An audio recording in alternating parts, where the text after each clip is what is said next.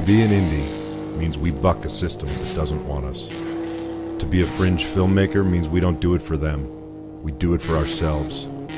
To be an outlaw on the fringe means we'll die before we fail. Be an outlaw.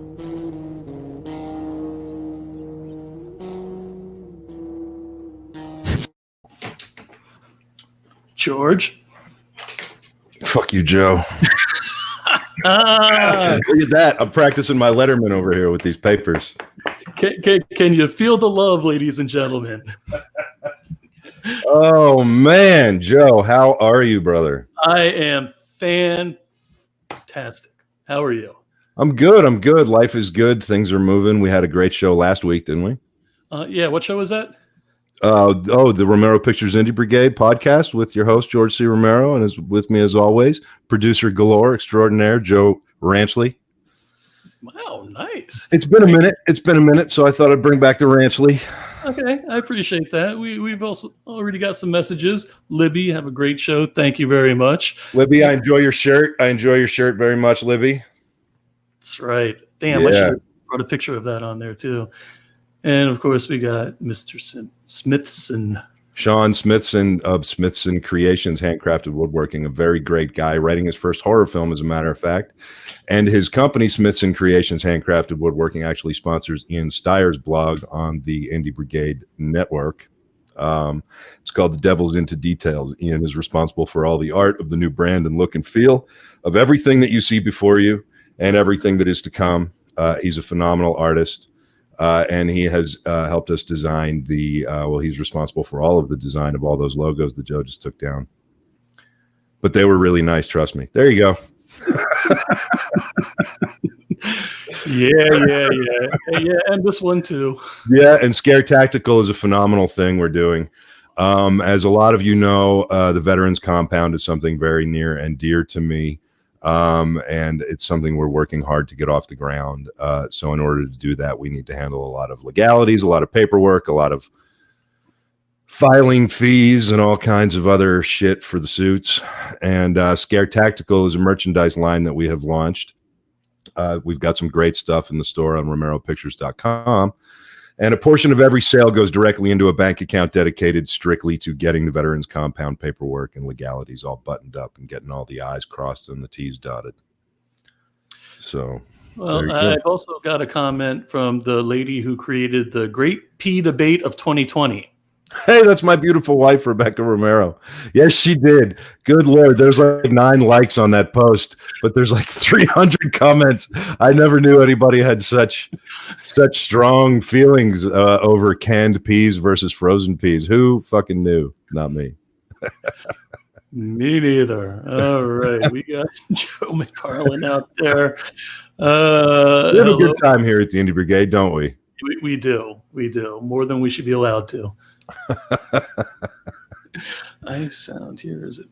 Oh, Eric is saying no sound. I'm thinking that's you. I'm hoping it's you. Me too. Dean is awesome. Dean is handling all the acquisitions for Romero Pictures and the Indie Brigade and our distribution labels. If you've got screeners, get them to us now. The email address is on our website at RomeroPictures.com. If you've got completed screeners and you need help getting them out into the world, get them to us now. This is something I wanted to bring up because, I did make a post about this, I guess, about a week ago. We're working on some very exciting things here. As some of you watching know, the Indie Brigade, what started as the podcast and is now sort of the network, if you will, is really the tip of the spear for a much larger end game that I've been talking a lot about with some folks in the past couple of weeks. And then I've had some very exciting phone calls about in the last couple of days. So there will be more announcements coming. We are getting closer and closer to sort of the end game of this whole thing, much faster than I ever thought we possibly could. And, a lot of that has to do with branding and marketing and promotion and self-promotion and doing it the right way. And, it's interesting because that's what tonight's entire show is going to be about. I'm really excited about it. We've got a good friend of mine named Jaden Frost coming on, who's got a brand new show that he's ramping up for the premiere of on Amazon Prime. And then we've got Jimmy Starr coming on, a phenomenal publicist, good friend. He's coming on to talk about some of this stuff. The idea tonight is that we're going to talk about why it's important for filmmakers to handle as much of their own self-promotion as they can, but also talk a little bit about some of the ways that really work, as opposed to just running around out there on the internet trying to get a bunch of thumbs up. And then the big news tonight is when we are finished with tonight's show, Joe's work is never finished here at the Indie Brigade, because tonight at 11 o'clock p.m., we've got the series premiere of The End of the Night with David Lee Madison. He's got guests Dan Roebuck and Chad Rook on his show, and this is a brand new show that we've added to the Indie Brigade network. We're very excited about it. David is an awesome guy and a dear friend, and I think everybody's going to love to stick around for his show. So right here, same stream, Friday nights after our show. You'll be able to tune into David's show and check him out talking to some very cool people about some very cool things too. What else, Joe? Joe, this little thing. Oh yeah, there you go. We're now available on Avail TV. For a lot of you that don't know, there's these AVOD platforms. They're a large part of our distribution plan and our belief for the indie world. And we believe that that's where the strength in the future lies for a lot of indie filmmakers and artists. And as a result of this, we are part of the initial launch content for Avail TV that's available on Roku, Fire TV, Apple TV, and Apple TV Plus. It's a great platform. They've even given us our own channel over there. It's the Romero Pictures Indie Brigade talk show channel. All of our episodes are up there from season 1 and season 2 right now. And that's about it. That next week is our season 2 finale. So that's going to be a really cool episode to tune into as well. I think what's left, Joe, is for you to talk about where people can go to listen to our amazing voices. Oh, wow. Where was that again? I don't know. That's your dude. Right. After all the shit I just went through, all you got to remember is one fucking list. You know how long it took to look this pretty for the show today? Audio-only podcasts on iHeartRadio, Spotify, Apple Podcasts, Google Podcasts, Pandora, TuneIn Radio, RadioPublic, and Breaker. And there's a couple of more that I haven't added to that yet, so I'm slacking. Boom. What a surprise. I should drink from this mug now. Oh, speaking of mugs. Look at that. Blame Joe. Right there, right on your coffee mug. Boom. You can get that over at our merch store, too. Yeah. Blame Joe is a movement that's actually bigger than the Indie Brigade will ever become. If you have a problem in your life, if anything went wrong, if you caused a rift in your relationship, it's not your fault. You just blame Joe. You're starting to sound more and more like my wife every day. Trying to put the whole weight of the whole world right on those shoulders. I know they can take it, buddy. Absolutely. We got David Madison in the house saying it's going to rock this together. Absolutely. Lance is saying stay focused. Oh, come on. That's my bit, man. Yeah.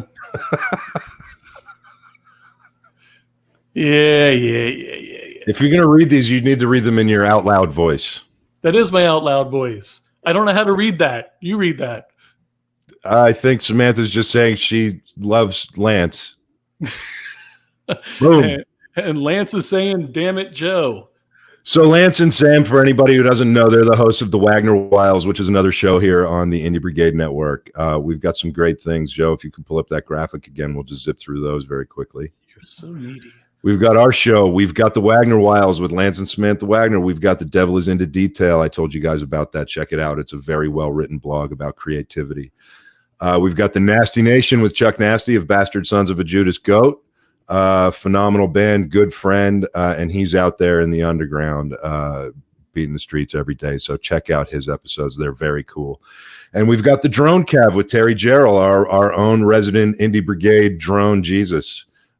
He's forgotten more about drones than most indie filmmakers will ever have to learn or want to learn.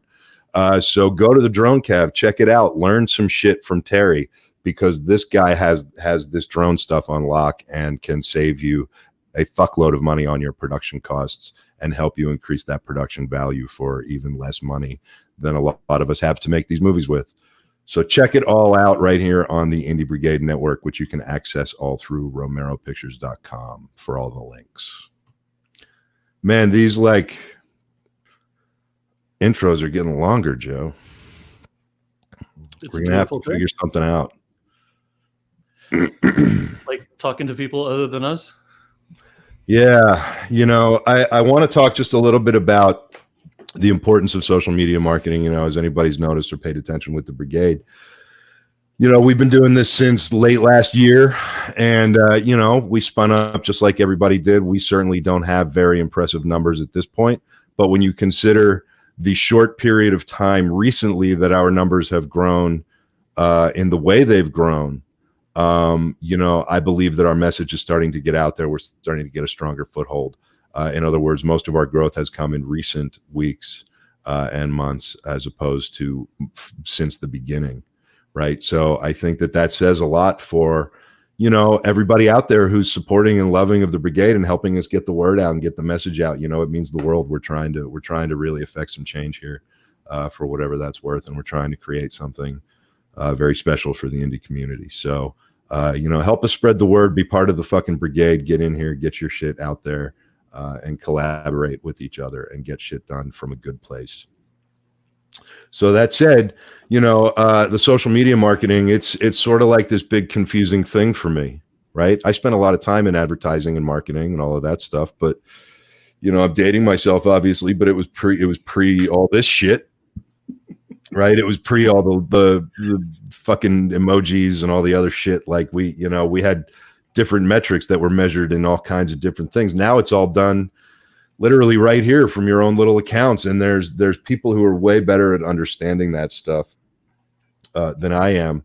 And, you know, a lot of times what happens is we'll try something and, you know, just like a lot of us, I think, you know, we have ideas and we understand. So we grasp the concept of social media marketing and we grasp what we need to do and what we're trying to do. And we see what works for other people. And we figure, well, I'll try some sort of version of that for myself. And, you know, it sometimes it's hit or miss, right? You might make a post and you might get 10,000 views or 20,000 views. But then the next 20 posts you make, you get like 50, you know, you get a reach of 50 people and you don't know what the fuck you did wrong, right? That's basically me all day wandering around in a robe, bumping into walls, confused about this stuff. So I mean, yeah, trying to master the algorithms and everything. It's like, what the hell? Yeah, you know, I mean, all I know is that all of these platforms seem to be trying to drive everybody towards spending money on this stuff. And they seem to be built on allowing us to do it without spending money. So, you know, I believe there's a happy medium in there somewhere, and I believe we will find it. You know, one of the things I'm excited about is tonight's first guest is Jaden Frost. He's really good at this stuff. And, you know, I think he's probably already at his age forgotten more about this stuff than I ever want to learn. So I think he's probably a good person to have on and sort of introduce to the Brigade, because he's actually going to be available through our mentor program as soon as we get him added into the website in terms of being able to book sessions with him to talk about your social media marketing specific for you, specific for your project and all that other stuff. So why don't we bring him up here and introduce him to the world, Joe? All right. So please introduce him and tell people what they're listening to. Jaden, what's up? You're here. It's good to see you.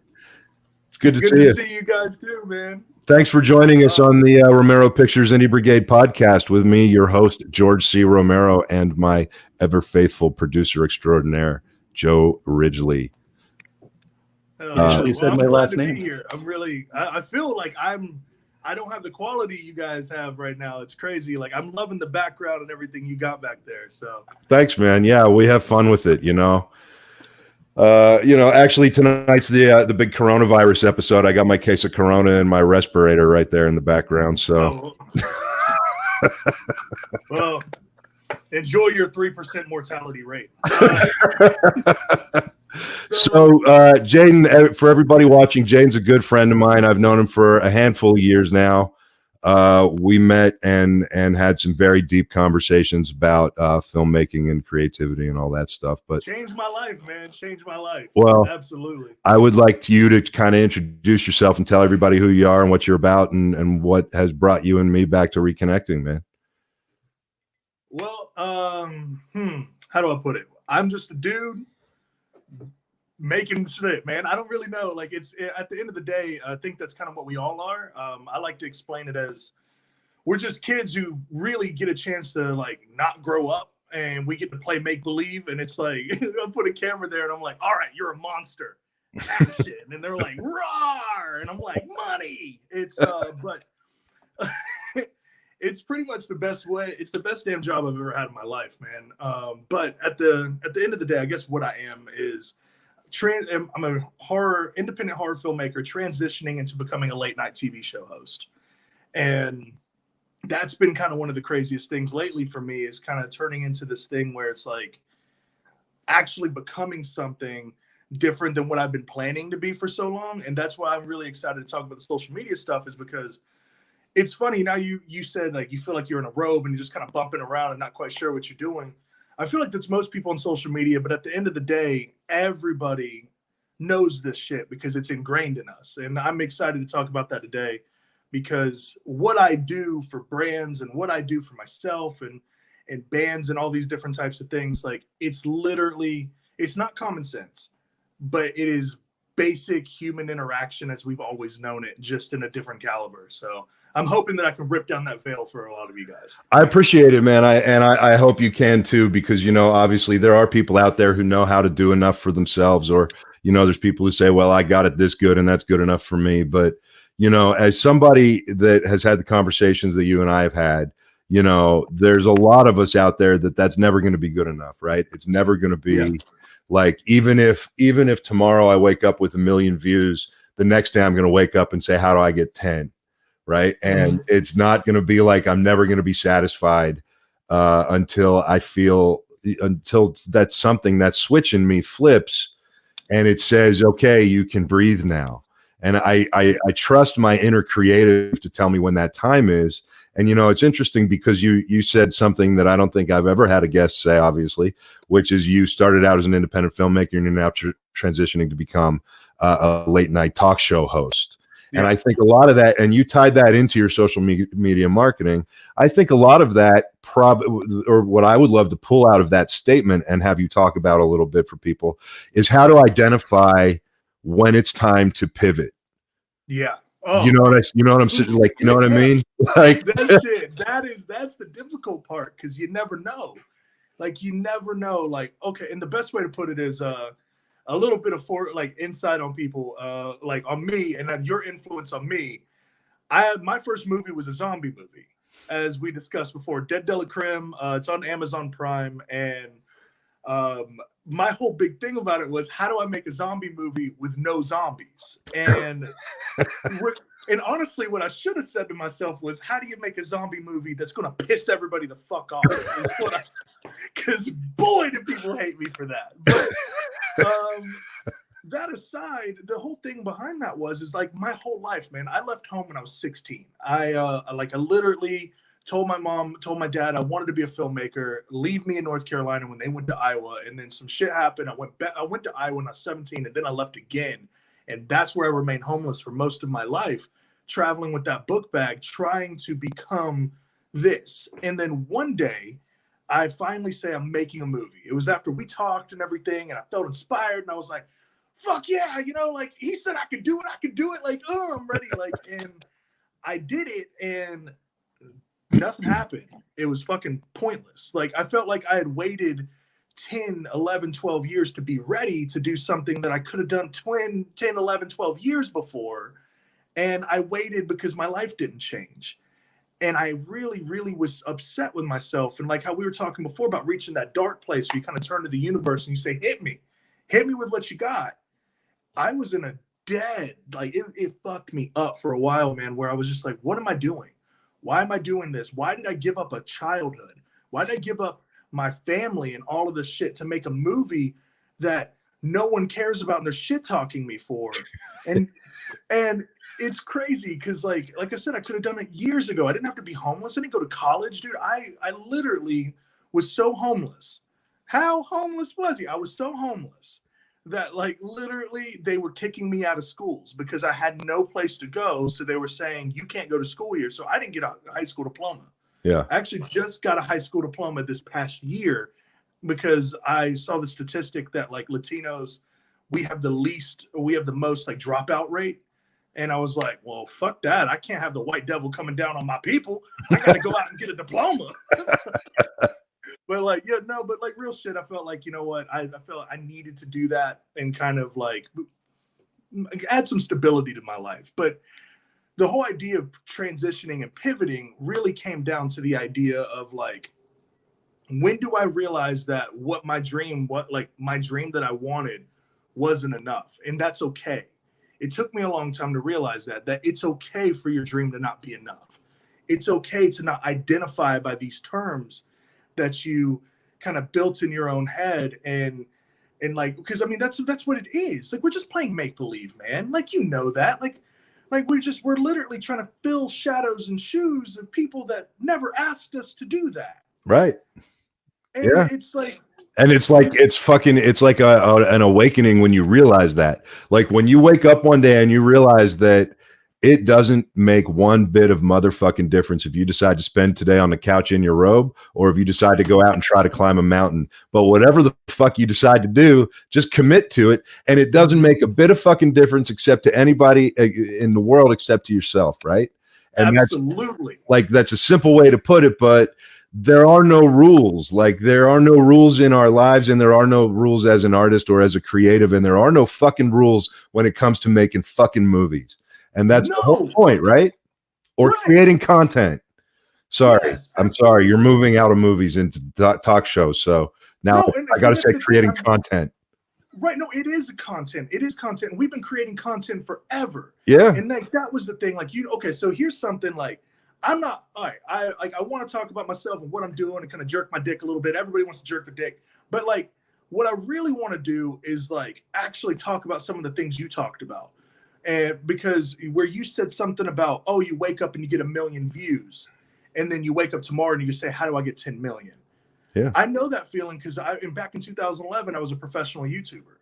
That's what I did. Like, it was around the time, like, not getting into the nitty gritty. There was no confrontation between Facebook and Google at the time. They're actually working together. Right. So Facebook's algorithms were boosting the YouTube videos as kind of a way to say thank you because Google was trying to buy Facebook. And not getting into the whole business side of that, I happened to go viral at the time whenever like I wasn't expecting those things to happen. Like I literally posted a video and then I woke up the next day to 1,000 friend requests. And I was like, holy shit, what's going on? My life changed overnight. But what got me there was like I was literally posting videos Monday through Friday every single day at the same time. And that was before people were doing that. Yeah. Because I was actually hurting myself by oversaturating myself. The algorithm actually punished me for that back then. That's nuts. That's nuts to think about. That like algorithms were punishing me for posting too much. Yeah. But that was kind of the world that I was sitting in at the time. And out of nowhere, I got big. And like I was living a life I never thought I was going to live. I was this YouTuber and, oh, look at Jaden, he's so cool. Oh, and it kind of got to my head. And I was like, I got to be bigger. I got to be bigger. I got to do this. I got to work with bigger people, all this type of shit. And like, the views are never enough, man. And that it eventually, my life crumbled and I quit and I walked away from that. And then I didn't do an on-screen type of thing for like almost this entire past decade. I just, from 2012 to like now, launching the new late night show. So kind of talking a little bit about the views. If you had 1 million people watch you do any fucking thing, it'd be the most exhilarating thing in the world. Like what you said like earlier, dude, you should be patting yourself on the back. You are building something fucking amazing. Right now you have X and X amount of people in here watching the show. That is wonderful. And that like, who gives a shit if it's 10, 12, 24, 200 people? When someone cares, that's all that matters. That's right. Who gives a fuck about how many it is? That's right. Like, dude, where we were talking about the late night show and me doing that. When my late night, and it's a horror late night show, anybody who wants to, it's 5 for Frost. It's really dope. We just talk about horror movies and everything. It's got a really cool format. You'll see it. It's coming out. If you don't see it, that's cool too. It's all right. But the whole thing about it is like, it's really, really dope to just acknowledge the fact that like these are people, these aren't numbers, and like that's the difference where everybody gets it in their head and they start seeing the likes and the comments and the shares as numbers. When you stop looking at that and you go, those are people. Yeah. They're fucking people. Yeah. And you go, 5 shares? That's amazing. That's 5 people who said, I want my friends to know about this. Mm-hmm. If you looked at it like a business and a salesman, if this was a salesman, that would be 5 people who said, I like your product. I believe you. Those are potential people to keep you feed them. You say, oh, well, you like this? You're really going to like this. And they're like, I do really like that. Thank you, Jaden. And you're like, hell yeah, you do. I bet you like this too. And you keep doing that. And then if you only cater to that idea of really caring about them, that changes social media. When you stop looking at likes as numbers and you start looking at them as people, your whole world changes. And when your perspective changes, that's when you truly reach success. Well, that's right. And we talked a lot about perspective the other day. And, with the Indie Brigade numbers, man, the people who are watching, we've got between all of us who are part of the brigade, as you will see now that you're being bled in, basically. I'm part of the gang. You will see. We all have we all have very good relationships with everybody commenting, everybody here. They are people, but beyond them being people to us and to me, they're all artists and they're all like me. And I'm fucked up like all of us. And we're all fucked up because we're all fucking artists. And that's what we come together about. And the thing that Especially the thing I love about the Indie Brigade and the people who are in the Indie Brigade, man, is that we all share the same fucking pain. It doesn't matter if somebody's got $100,000 budget or no budget or a red camera or a cell phone camera. We're all still picking days to sit in the dark and fucking argue with our inner creative. Right. And that's the thing that gets in the way of a lot of us in the brigade. And that's what I think has started to speak to some folks who have really caught on and really started to enjoy being here. And that's what's important to me about everybody who is here. Dude, I'm telling you, this is the best fucking community of people I've ever seen in my entire life of doing this. And I can't wait for you to really kind of learn that, because people who are here, we literally are all like a family. It is fucking crazy. And it's so fucking cool.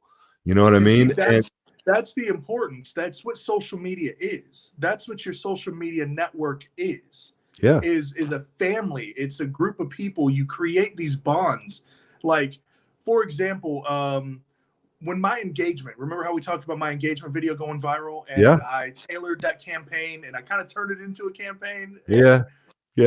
Had reached 2.4 million people within a week.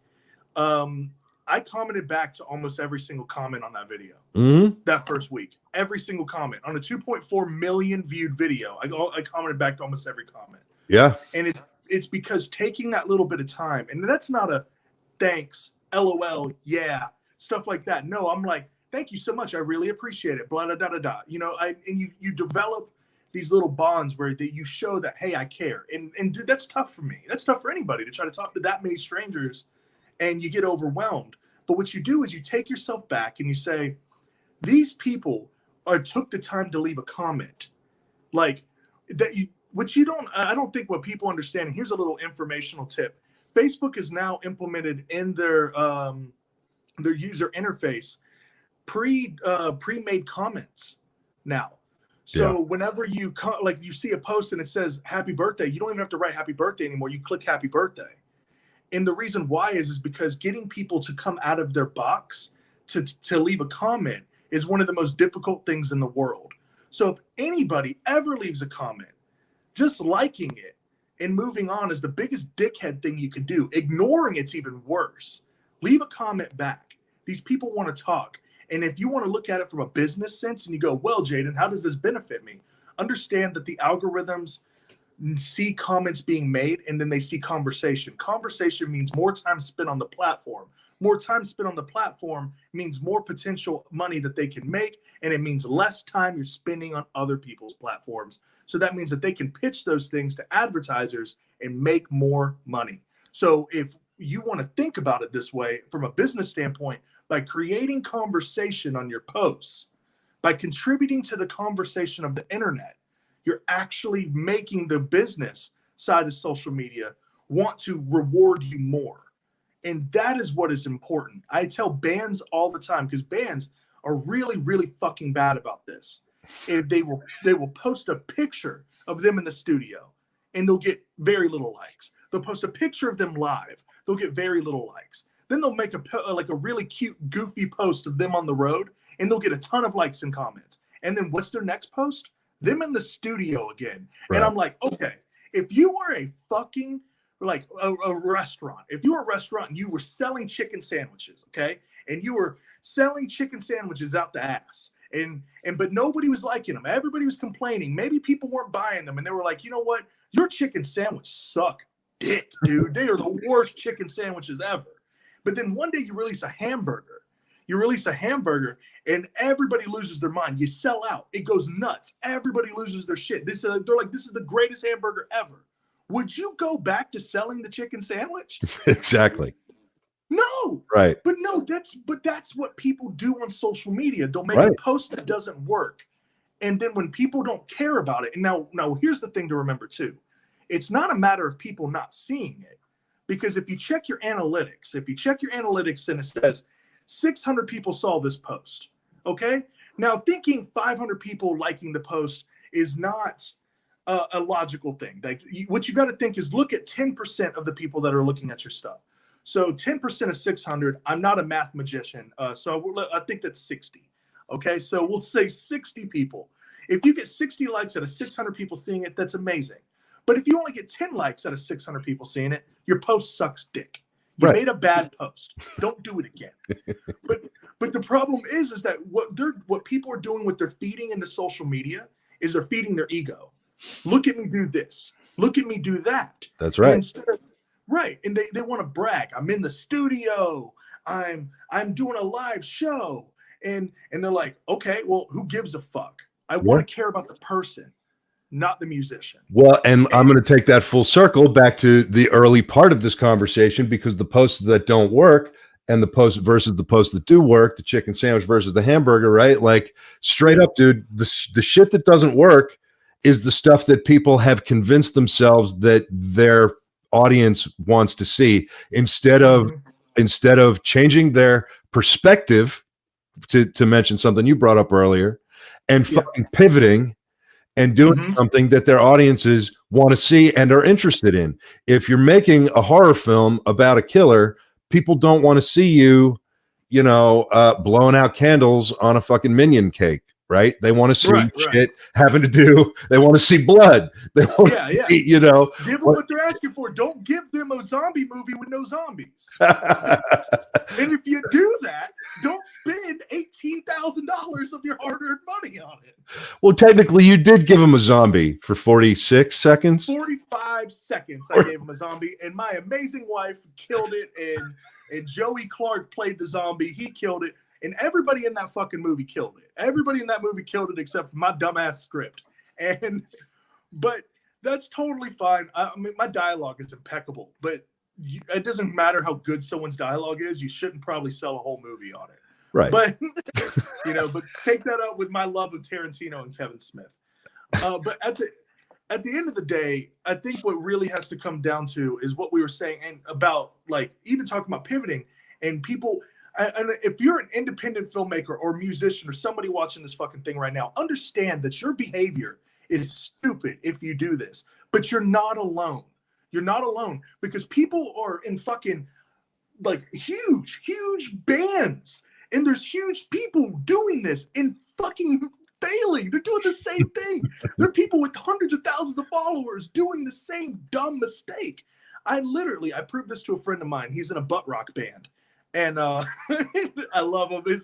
He plays mainstream 2000s rock. And I'm like, sorry, dude, Nickelback's butt rock. We're just butt rock's cool, but it's still butt rock. But still, I was like, well, tell me right now a band on social media that you would like to be like. And he said Shinedown. And I was like, okay, let's check out Shinedown stuff. So I was showing him Shinedown shit in studio post. It was getting, like, I think 20,000 likes. We'll say 20K. It's probably a little more, a little less. Doesn't matter. 20,000 likes on a fucking on-stage post, 20,000 likes on a studio post. And then it went back and forth like that because they're on tour in the studio, blah, blah, blah, blah. And then the vocalist takes a picture in the gym and he's wearing a Shinedown shirt and it's a selfie. And he says, "Is it lame to wear your own band shirt to the gym?" Right. It had 100,000 likes on it. Sure. 100,000 likes in all these comments of people having a conversation. And you know what their next post was? Them in the fucking studio again. And the next post, them on stage again. And they didn't make another post like that. And you want to know where their numbers went? Right back to 20K. Yeah. Because they are just not listening. Right. People aren't listening. What they're doing is saying, like this, share this, comment here, give me time, give me your attention, give me. But motherfuckers, what are you giving the culture? What are you giving the scene? What are you wanting to give them? Like, there's a reason people say, "Oh, well, social media sex sells." Yeah, but they're not selling sex. They're giving you their sex appeal. Right. That's what they're doing. It's not like they're wearing a fucking big ass hoodie and big ass sweatpants and saying, "If you want to see this, leave a comment." No one's going to leave a comment. They're like, "Bitch, keep your titties in your sweatshirt. We're moving on." Like, it's just how it is. But if they're like posting themselves like all looking nude and naked and stuff, people are going to leave a comment. Now that's kind of ridiculous to look at, but if we understand the psychology of it, psychologically, if you look at the psychology of it, then you say these people, like these women, are giving something. They're saying, "Look at me half naked. In return, I want your likes and comments." That's right. Right. So that's what they're going to get because they're giving something. Sure. People are asking too much. They're asking to be given something all the time instead of saying, "Hey, here's what I've got to give you." And it's like, when we have to look at it, like I said, I spent $18,000 on a movie that did get watched on Amazon Prime. I think we had 178,000 people watch it on Amazon Prime. Those are good numbers. 30,000 people watch it on YouTube. Yeah, it was pretty good numbers. I was pretty happy with it. And what's crazy to think about is the 178,000 Amazon Prime views. Those were all natural. Those were not boosted. Those were not me putting it in places or anything like that. The YouTube video was, but that release was 100% its release. And I sold out all of my DVDs and Blu-rays on it. And that's incredible. Thank you. And let's talk about why. That sounds like a really cool thing, right? Yeah. I only made 100 Blu-rays. Sure. I only made 100 DVDs. Yeah. I get to say I sold out because I didn't buy a dick ton.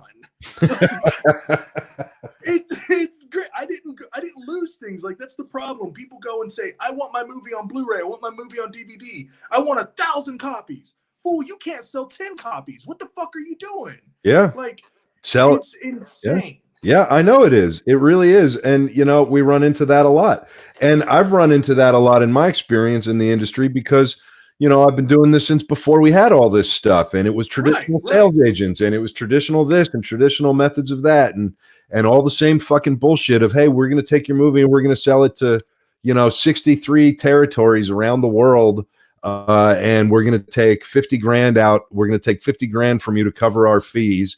Well, I don't have 50 grand. And they say, "Well, don't worry. We got you, kid. And we'll just take it out, when we get paid, and then we'll pay you." Well, nobody tells you they're jumping in front of your investor. They're jumping in front of banks. They're jumping in front of P&A. They're jumping in front of everything, and they're taking their 50 G's.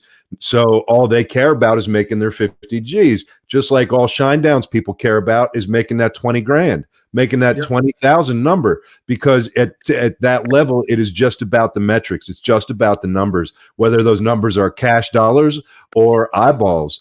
And, and eyeballs equals cash dollars in 2020. Yeah. And so for some junior suit sitting there managing fucking Shinedowns per, social media accounts, he's going, "Well, I hit my 20,000 every day this week. My job is safe."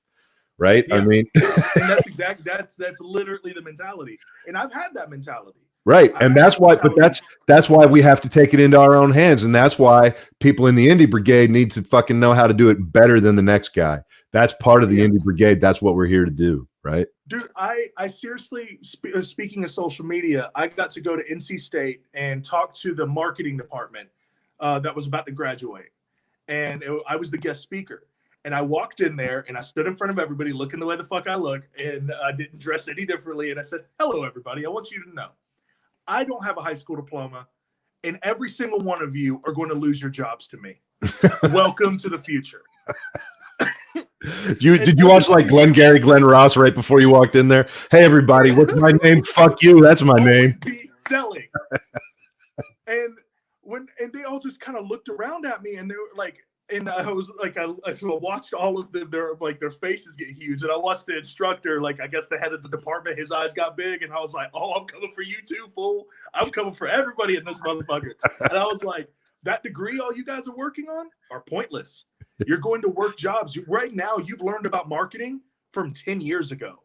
The algorithms change every other month. And you guys have spent no time learning that. And that's where they're going to come to me because I have. That's right. That's the difference between me and all of you sitting out there today. And nobody knew what to say. And it's not that I was trying to demean them or bring them down. I want to challenge them and for them to understand that your education does not mean you deserve anything.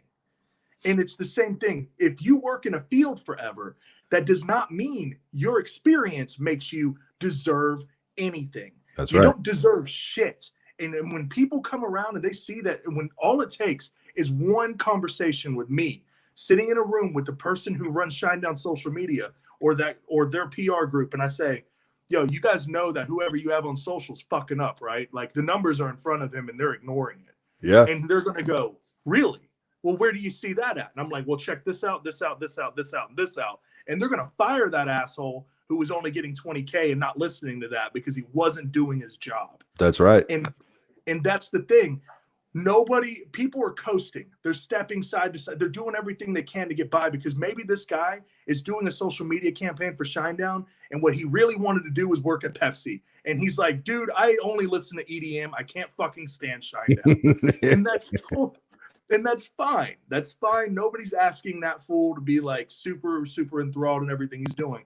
But what's really important to remember is when you're working for yourself, you've got to find a way to make social media fun for you and fun for the people consuming it. And that is the bottom line, because the people that are most successful in all of this, and this is what's crazy, and this is what every single artist who's watching this today needs to remind themselves of, is that when you're creating your art, you have to create your social media content with the same love and enthusiasm. Because if you don't, and you just come off like somebody who's saying, hey guys, check out my stuff. Hey guys, check out my stuff. Hey guys, check out my stuff. They're never going to look at it. And it's the A to B model. We're always going, I'm trying to find out where my hands are at. Okay, yeah. So I'm big as fuck. A to B. So what we're doing though is people are adding in a middle point. They're going A, B to C and A, B to C to D. But the thing is the content is A. That is it. You create the content that's going to develop the relationship. It's like what you told me, and this is what changed my life. And everybody, this is why I love Romero so much. He's the shit. I love him. He changed my life. Back in 2013, 2014, I made a series called Take Care of Me. It was the first ever Instagram horror series. And some people fucked with it. And I was just talking about it with it backstage when we were going over things. It says backstage. It says backstage on the side gimmick over there. But it was like, we were talking about this earlier. And like backstage, and I talked about meeting John Kasser, voice of the Crypt Keeper, Tales from the Crypt. Hey, but I got to meet John Kasser, and then it was a really, really enjoyable time. I loved meeting him, and he changed a big part of my vision because it was like when John Kasser started following me on Twitter and started talking to me about everything, he was like, I really love what you're doing. I was like, yo, this is a horror icon. I think I'm getting put on right now. I'm getting co-signed. And then I started getting a lot of shit talk to me from the rest of the industry. And I said, you know what? Fuck all y'all. I'm going to keep trying to do this. And I kept doing it. I released other Instagram horror series. And that's a completely different thing. But I was the first person to do it. And I was getting like almost 1,000 likes a post at the time. It was really, really insane on Instagram because I didn't even have that many followers. So that was back when the Explore page was a completely different environment. Hashtag game was different. And it was a really, really fun time for social. But my point is that people really were telling me, fuck you, kid. They're like, and horror can be in a elitist world. It unfortunately can be. And I was being pushed aside. And I wanted to make a movie, but I was like, I'm just a fucking Instagram horror guy. Just like back in the day, whenever I had my YouTube vlogs, I was like, I'm just a fucking YouTube vlogger. I'm not a movie maker. I'm not a filmmaker. I'm not a director. And then the same way, when I finally started directing, I was like, I'm not a fucking horror filmmaker. I just make little stupid stuff on Instagram. And when I said that to Romero when we met, he said, stop acting like you're not already in the party. You're not standing on the outside of the room, banging on the door, waiting for somebody to open it up and let you in. You're already in the room. Now it's your turn to actually provide and do something about it. And I took that advice and I started thinking about it, and I put it this way. And I took that, like I said, I took the same advice and I added a new narrative to it. It's the idea about taking all of these things, and you're standing in this party, okay? And this, look at social media as that party. You're standing in the party. Who do you want to listen to? Do you want to listen to the guy that when you're talking and you're saying, oh my God, I really love this movie and I really love this movie, and then you walk in and you say, look at my movie, and you're like, oh, no, we're not talking about your movie, but my movie. Like, that's what people are doing on social media. They're not contributing to the conversation. They're demanding they talk about them. Right. And if you were actually in a party and acted like that, you would get your ass beat and thrown out the party. Yeah. Nobody wants that guy there, but everybody's on the internet doing that. They're not contributing to the party. They're not making it more fun. They're not coming up with things. They're not contributing to the conversation. They're just saying, look at me, look at me, look at me, look at me, look at me. I promise you I'm worth your time. Look at me. But no one's going to look at you. Just join the party, talk about things. If somebody says, oh man, I hated this movie, and you go, well, I really enjoyed it. There's nothing wrong with disagreeing with people. Ask them why. And enjoying that conversation. And then when somebody says, oh, well, you know what? Zombie movies are all the same. And I go, yeah, but making a different type of zombie movie, you can kind of step on eggshells. It's kind of what I did. And they go, really? You made a zombie movie? And I'm like, yeah, I made a zombie movie. It's on Amazon Prime. And they'll go, I'll check it out. Now I got one view. Yep. One person went and checked out my movie because I had a conversation with them about zombie movies. Right. And that changed everything when I started learning that that's how social media in the real world works, because everybody's thinking about, how can I get 1,000 views? How can I get 1 million views? Well, I'm about to shake everybody's shit up with this, okay? Because here comes some fucking cold hard facts that I love telling bands, okay? If you think you need 1 million people in your life, in your career, 1 million fans to be successful, that is bullshit. Because check out the numbers. If you had 1,000 fans, just 1,000 fans, and that was what, and I'm not talking about 1,000 likes and 1,000 followers, I'm talking about 1,000 fans. And they truly cared and gave a fuck about your shit. And every time you release something, they would be like, yeah. If you released 4 t-shirts in a year, 4 t-shirts at $25 a pop to those 1,000 fans, you would make $100,000 a year off of 4 t-shirts. That's not even counting your actual content. That is 4 t-shirt designs sold to 1,000 people. You do not need 1 million people to be successful. That's you right. Don't. And that changes everything when you look at social media, because suddenly that one person you're talking to about zombie movies, and you say, by the way, check out my movie, and they become a fan, you are one closer to 1,000. But if you looked at it as one closer to 1 million, no matter what, every single day, you feel like you're stepping towards an abyss that you're never going to reach. But you can clearly reach 1,000. And that little bit of thing, whether it's a big step or a little step, every day take a damn step towards your dream, because you're not dreaming anymore. It's 2020 and it's your reality. And because every bit of success is right here in this fucking phone, and everybody's running around not understanding that. And if you don't achieve your dreams in 2020, 2021, 2022, in this present time, if you don't achieve your dreams, you miss the point, because you miss changing your perspective. That is just the honest to God truth. Nobody is stopping you but you, because just like Romero told me, you're already in the party. Do something about it. Stop waiting for someone to open the door for you. That's right. Boom, man. That was a good. long diatribe. No. Listen, man, I just kind of listen. I love, a lot of times that's what the entire point of the Brigade is, man. I have folks on who are friends who I have personal relationships and connections with, and a lot of times I have new friends on, and sometimes the first conversation I've ever had with somebody has been on live on the show. But going back to the history you and I have together, man, we had some deep conversations back then, and I remember when I met you, and I remember some of the stuff you were saying, and I remember everything I ever said to you, and You know, I remember what you told me how to deal with PR. Because remember, I was going to be on the news, and you made me call you. You said, "Hey, man, you need to call me. You're going to be on the news. I got to tell you how to do this shit." And this is just, I have to let everybody know. Before you continue, man. This is what you told me. Okay, you said, I was like, dude, I don't know when this movie's ever going to come out. We don't have budget. And you said, never tell the press you don't have budget. Never tell them you don't know when the movie's coming out.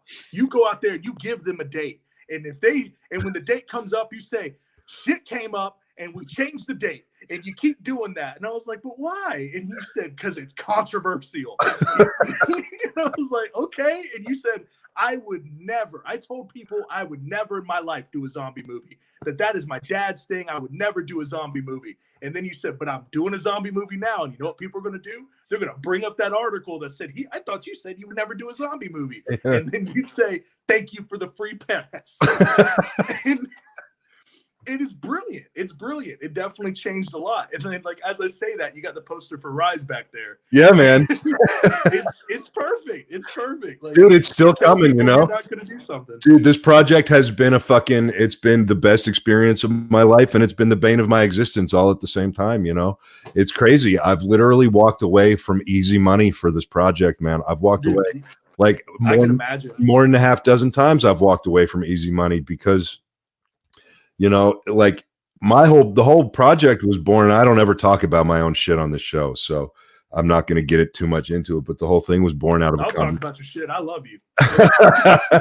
Well, the whole thing was born out of a conversation where somebody said, you know, why don't you make a zombie movie? And I said no. And they said, why not? And I said, that's my dad's thing. And they asked me a question that changed my fucking perspective. They said, well, what kind of zombie movie would you make? And in the room, dude, in the fucking room, it was like a cartoon light bulb and like the whole fucking thing. And I said, you know what? I have one and I've been writing it for a fucking year. So give me a week and I'll get it to you. And I left and I went home and I was like, writing this thing up. And I wrote I wrote the most fucking incredibly drunken, weird movie that ended with Evan City getting nuked and the whole thing. And then I went back and kind of thought about it again calmly, and I realized what I had come up with, and I'd come up with the one zombie film that I will make before I die. And I wrote it out of love. It's funny. Actually, I saw people talking about you the other day. It was on, what was it? I think it was Dread Central. Okay. It was amazing because Tom Savini is so sassy on social media. I love it. Dread Central said Sci-Fi orders 10 new episodes of Dawn of the Dead series. Day of the Dead. Yeah, that was a huge thing. Yeah. Yeah. And then fucking Savini fucking commented. He said, ordered from whom? Yeah. And everybody's like, oh. But I was reading in the comments and everybody was like, is this his son's Rise? And everybody was talking about it because they're waiting on it. And I thought that was really cool because you don't do a lot of press for it. You don't do a lot of PR for it. And yet here people are going, fuck Sci-Fi Channel. This ain't the shit. And like, this is the real shit. Like, and I thought that was really dope. So I wanted to tell you that. I'm going to tell you that on the phone the other day. But I didn't know that that's what was happening out there. I don't follow a lot of stuff about myself. As you know, I'm my least favorite topic. But you know, which really works well if you're trying to get out there. You know, but yeah, so that's pretty funny, and that was a pretty funny story that came out, and then some other shit happened the next day about it that I commented on. So I'm curious to see if that stuff ever gets dredged up around the internet. Really? We gotta is that something we gotta talk about personal, like one-on-one? Yeah, probably. It's pretty funny actually. Okay. I think you'll get a big kick out of it. Okay. Here's Joe Ranchley to remind me that it's time for wrap up sign. No. I got to pause for station identification and tell everybody they're listening to the Romero Pictures Indie Brigade podcast with your host, me, George C. Romero, producer extraordinaire Joe Ridgely, and we're talking with Jaden Frost, a dear friend and social media guru. And I also want to take this moment to pause and have Joe read some of these comments that have been popping up. He's been throwing them on the screen, but a lot of times I get into a flow with the guests, and so that's why Joe pops up here to remind me and to give me a chance to look him in the eye when I say, go fuck yourself, Joe. Actually, I was reminding you, you do have another guest scheduled also. I know I do. I know I do. Wrap up. Yo, by the way, I have to say too, I made a watch party on my Facebook as a little test. Awesome. And yeah, and like, yo, start using watch parties. Right now, it is the highest boosted thing on all Facebook's algorithms is watch parties. It is now topping live. So if you can like launch a live, like if you do a live and then make a watch party out of it, it double boosts the algorithm. So yeah, it's been really cool. Do that. You just made Joe. You just made both of Joe's eyebrows go up. He just said, "Oh." Yeah, it's crazy. Like if you want, go check out my Facebook whenever we're done with this and look at my watch party. I don't know how many people have been in there, and if you guys are still watching from my page, hey, but like go and definitely check that out and see how many of my my followers and friends jumped in there. All right. So it's definitely interesting to see how those tides shift. That's cool, man. That's cool. Well, we're going to be doing a lot of work together here coming up, and I'm really happy that you and I have reconnected, brother. It's really nice to be reconnected with you, and I can't tell you how much good it does me in my heart to see what's happened in your life and what you've done, and the perspective shift and the change that you've done since we spoke, man. It's unbelievable. I'm so proud of you, brother, and I'm happy you're here, man. And I'm proud of everything you're building, and I'm proud to be here. And I've seen the comments popping up, but I talk a lot, so I'm like, I'm on a roll. I'll get to you guys, but thank you guys, everybody at Indie Brigade, for like letting me, and thank you guys for letting me talk to you guys. But like, thank you guys for listening to me. I know I can be a little obnoxious and shit, and I hope I don't like deter you with that. And please understand the information that I'm giving you is not the end all be all. I will gladly suck on my own toes, put my foot in my mouth. You know, like that's. If you think that I'm wrong, prove me wrong. And listen, bro, we're proud to have you here as the voice of this stuff for the Brigade. You know, we don't say that everything we do, we make no claims that everything we say and do is the fucking gospel, but it works. We have a unique and different way of looking at how to do this stuff for the indies. And, you know, it seems to really be working. So a lot of people seem to really be enjoying you know, or you know, a lot of people seem to be smelling what we're shoveling. You know what I'm saying? So I think it's really good. We've got, dude, I'm telling you, the more you get involved, you'll get an invite to a private community right now that it's a invite only group that we're basically sort of seeding, but you know, and that before we open it up to the public and go big with it. But it's a true space for collaboration. It's a true space to be involved with people. And then we're going to get you added to the mentor program here. Probably this weekend, I'll have all your shit up on the website. Nice. So people can book sessions with you. What else do you want? Where can people go to find you? What do you want to plug, man? Plug it. I guess at the end of the day, oh shit, it's just me now. Hey, everybody, it's just me. Okay, so I have a late night talk show coming out. If you are a fan of horror and you just like to hear people talk about horror, that's what we do there. It is amazing. Myself, I'm a horror director and screenwriter, and my wife, she's a set designer and special effects makeup artist. Also, she's hot, so it's entertaining to stare at her.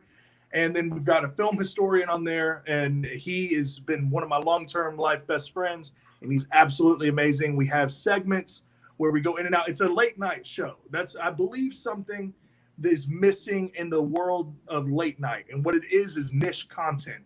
And that's what I'm trying to provide. And if I succeed with it, definitely check that out. But what I wanted to say this earlier, and I'm going to kind of take this little time because you put it on me, and I'm sorry for the other guests. I want to say this. It's important to understand that the industry does not understand you yet and does not understand this business. Right now, I was given the Nielsen ratings last week of Conan O'Brien was only reaching 67,000 people on his show on network cable. My show on Amazon Prime with no promotion is looking at 77,000 views. Stop waiting for people to open the door, man. I'm telling you, because fuck the Nielsen ratings, fuck all that shit, fuck cable, fuck these things. You can take control, just like what we're doing here at Indie Brigade. You can take the control and you can be in control of what you're doing, and you can change the rules, and do not let them set rules for you, because here's the thing about the rule makers. They don't understand what we're doing here. They don't, and I'm not just saying here in Indie Brigade, I'm talking about on the internet in 2020, they don't understand. So take control of that. If you want to find me, you can find me at Mr. Jaden Frost across all social media platforms. And if you want to follow my show, it is 54 Frost, FIVEFOR, Frost is in Jack. And that is my plug. So, Awesome, brother. Thank you so much for being here. If you don't have any plans the rest of the night and you want to stick around, I'm about to bring up Jimmy. I'm sticking All right. around until my wife gets home and says, "Stop talking to people on the internet." I'm going to bring up our next guest here, Jimmy Starr. And after he and I chat a little bit, maybe we can bring you back up and have a little round robin or see what happens. All right, sounds good. Thank you guys again for letting me be on here. Thank you, brother. He's going to be reoccurring, right? Fuck you, Joe. Fuck you, Joe. Love you long time. What are we watching, George? What are we listening to? I don't know. I don't have any music playing. What are you listening to? Well, you're going to introduce Jimmy Starr in a second. So, okay, I'll let you introduce him, and then you can tell people what they're listening to. Jimmy Starr. Hey, what's up? I love that guy you just had on. I didn't know who he was before. He's awesome. Jaden, what's up? You're awesome. He's amazing. Well, after you and I talk for a little bit, I think maybe we'll bring him up and maybe the three of us can chat, or the two. I would love to see the two of you just kind of talk about some shit too. So, but Jimmy, thank you for coming on. I have to take this moment to tell everybody they're listening to the Romero Pictures Indie Brigade podcast with me, your host, George C. Romero, and my ever faithful producer extraordinaire, Joe Ridgely. Right now, we're chatting with publicist extraordinaire, Jimmy Starr, all the way from Hollywood. Yeah, what's up? It's like 7:00 here, and you guys, it's only 7:00 here. You guys, it's late, but I think it's like awesome and very excited to be here, and you guys rock. Well, thank you, Jimmy. First of all, I never like to I like to let guests kind of introduce themselves in their own terms. So why don't you just kind of say hello to everybody who's watching and tell everybody a little bit about yourself and what you're doing and that kind of thing. Okay, cool. What's up, everybody? I'm Jimmy Starr. I guess I'm mostly known for hosting the Jimmy Starr Show with Ron Russell. We're the #1 web show in the world and top 100 podcasts on iHeartRadio for the last 9 weeks in a row out of 750,000 shows. I'm also an entertainment publicist. I work with a lot of people in the horror community, and I'm a film producer. And I'm an actor, but I'm not really a good actor. I suck at acting. They just put me in films because I've got 500,000 followers in social media and they want me to promote it. But I actually suck. But I'm in a lot of shit just because of that. Well, hey, man, that's something that we can talk about. You've got 500,000 followers. That's, and all of the other stuff aside, you and I, we've become very good friends over this whole, I don't know, the past year, I think, since we met and started really talking. And you are on top of your fucking game, man. Like, this shit when it comes to the indie world, when it comes to publicity, press, that type of thing for the indie community. You know it better than anybody I've ever met. And what I love about you is that you're willing to work with some of these people in the smaller indie side of things. You know how hard it is for indie filmmakers to go out there and find a publicist who doesn't look at them and say, give me $10,000 a month or tell your story walking. No, I absolutely. And I break all barriers as far as PR goes. I have a partner. Her name's Eileen Shapiro. She lives in New York. We were only in business for 6 months, and I got named best entertainment publicist in the U.S. And we primarily work with indie people, and we try to promote them. I have a husband who's an actor. He has a new movie that just came out, Clown Fear, through Lionsgate. And I think that everybody needs to be heard, and you don't have, and just like what that other guy was saying a minute ago, like, people don't know anything. And it's very easy to, as long as you don't sit around waiting for something to happen and you go grab it by the balls, like, you can really make a big stink in the indie world just by, promoting yourself. Well, yeah, and that's kind of what I want to get into you a little bit about is unit publicity versus filmmaker publicity versus project publicity versus company publicity. Like, we get a lot of people out there who they make their first film and they form a company and now they're making their movie and they announce their production company and they announce this project and this script and this and that, and the next thing you know, you've got a filmmaker out there who's running around with all these little sub brands and sub things. They're pushing this project and this company and this whatever the fuck and this tchotchke and this widget, and and you know what I mean. And it's like they get mired very quickly in the fact that they're overwhelmed and everything. It's kind of like that whole thing, you know, directing and acting at the same time. There is a handful of people who can do it. Most people can't, because when you do too much, something suffers. Yes. Right. And, Absolutely. you know, so in terms of some folks who are just starting out and just trying to figure out, or have a movie that's done or near done, and just trying to figure out, you know, how to maybe introduce that to the world or themselves to the world, you know, what's a smarter path to take? Is it smarter to start out with unit publicity for a project, or is it smarter to try to build a brand around yourself? You know, what are some differences? And when you talk to some folks, you know, what do you tell them when it comes to this kind of confusion? Because it's a common thing that people don't know what the fuck to do. First, I think people have to make sure that they comprehend that the whole thing is a business. This is a business. You have to be creative to make a film, but it's still a business. And if you want to be able to make another one, you need to make money. And to make money, you have to treat it as a business and not just as I'm going to make a movie and now what do I do with it thing, especially if you're dumping money into it. You know, if you're spending money to make a movie and you don't have a plan of what are you going to do with it once you've actually made it, you know, you're totally like screwing yourself over. And I see it all the time, especially with indie filmmakers. And it doesn't matter how big you are. I mean, I've seen $5,000 movies. I've worked on $50,000, $60,000. Now I'm working on a $2 million one. I mean, you can work on, it doesn't matter what it is. The goal is to make money, build your brand. And I would say build it around yourself. I am a brand. Jimmy Starr is a brand. If you Google me, I have like 600 or 700 million search results because I've built it as a brand to make sure everything comes back to me. So I would build it as a brand. You're a brand, and it doesn't matter what you do. And you could write books, whatever you do, the brand is still, you are the brand. So I would build it around the brand. It's very popular to work on social media. So you should have a social media for yourself. And then you can have social media for your projects also. If every time you make a movie, you know, you can create new accounts for all of that, but still make sure that everything always ties back to you as the leader of the brand. Right. It's super, super important. So once you've taken it as a business, then, you know, you should always be looking for publicity for yourself as you're going along, and any opportunities that come along like this. You know, what an honor for me to be able to come on and talk with you on the Indie Brigade, you know, show. It's a big deal. So anytime you have an opportunity to talk about whatever it is that you're doing, that helps build your brand and makes more people know about you that might not have known about you before. So that's another thing that's, you know, there's so many like parts to it that are super important, but the biggest thing is you got to get your stuff out there, and if you're relying and depending that somebody else is going to do it for you, you're fucking yourself, because it's never going to happen. It's like people sitting around, oh, I know so many actors, and they're waiting for somebody to knock on the door and call them, you know, to be in a movie, and it's just not going to fucking happen. Yeah, you know, I mean, no matter what, they will never call. It doesn't matter if you're best friends. You know, I've had conversations with people who have been best friends with huge people in the industry since before they were huge in the industry. And, you know, it was always the bros stick together kind of thing. And then so-and-so goes on and wins this award.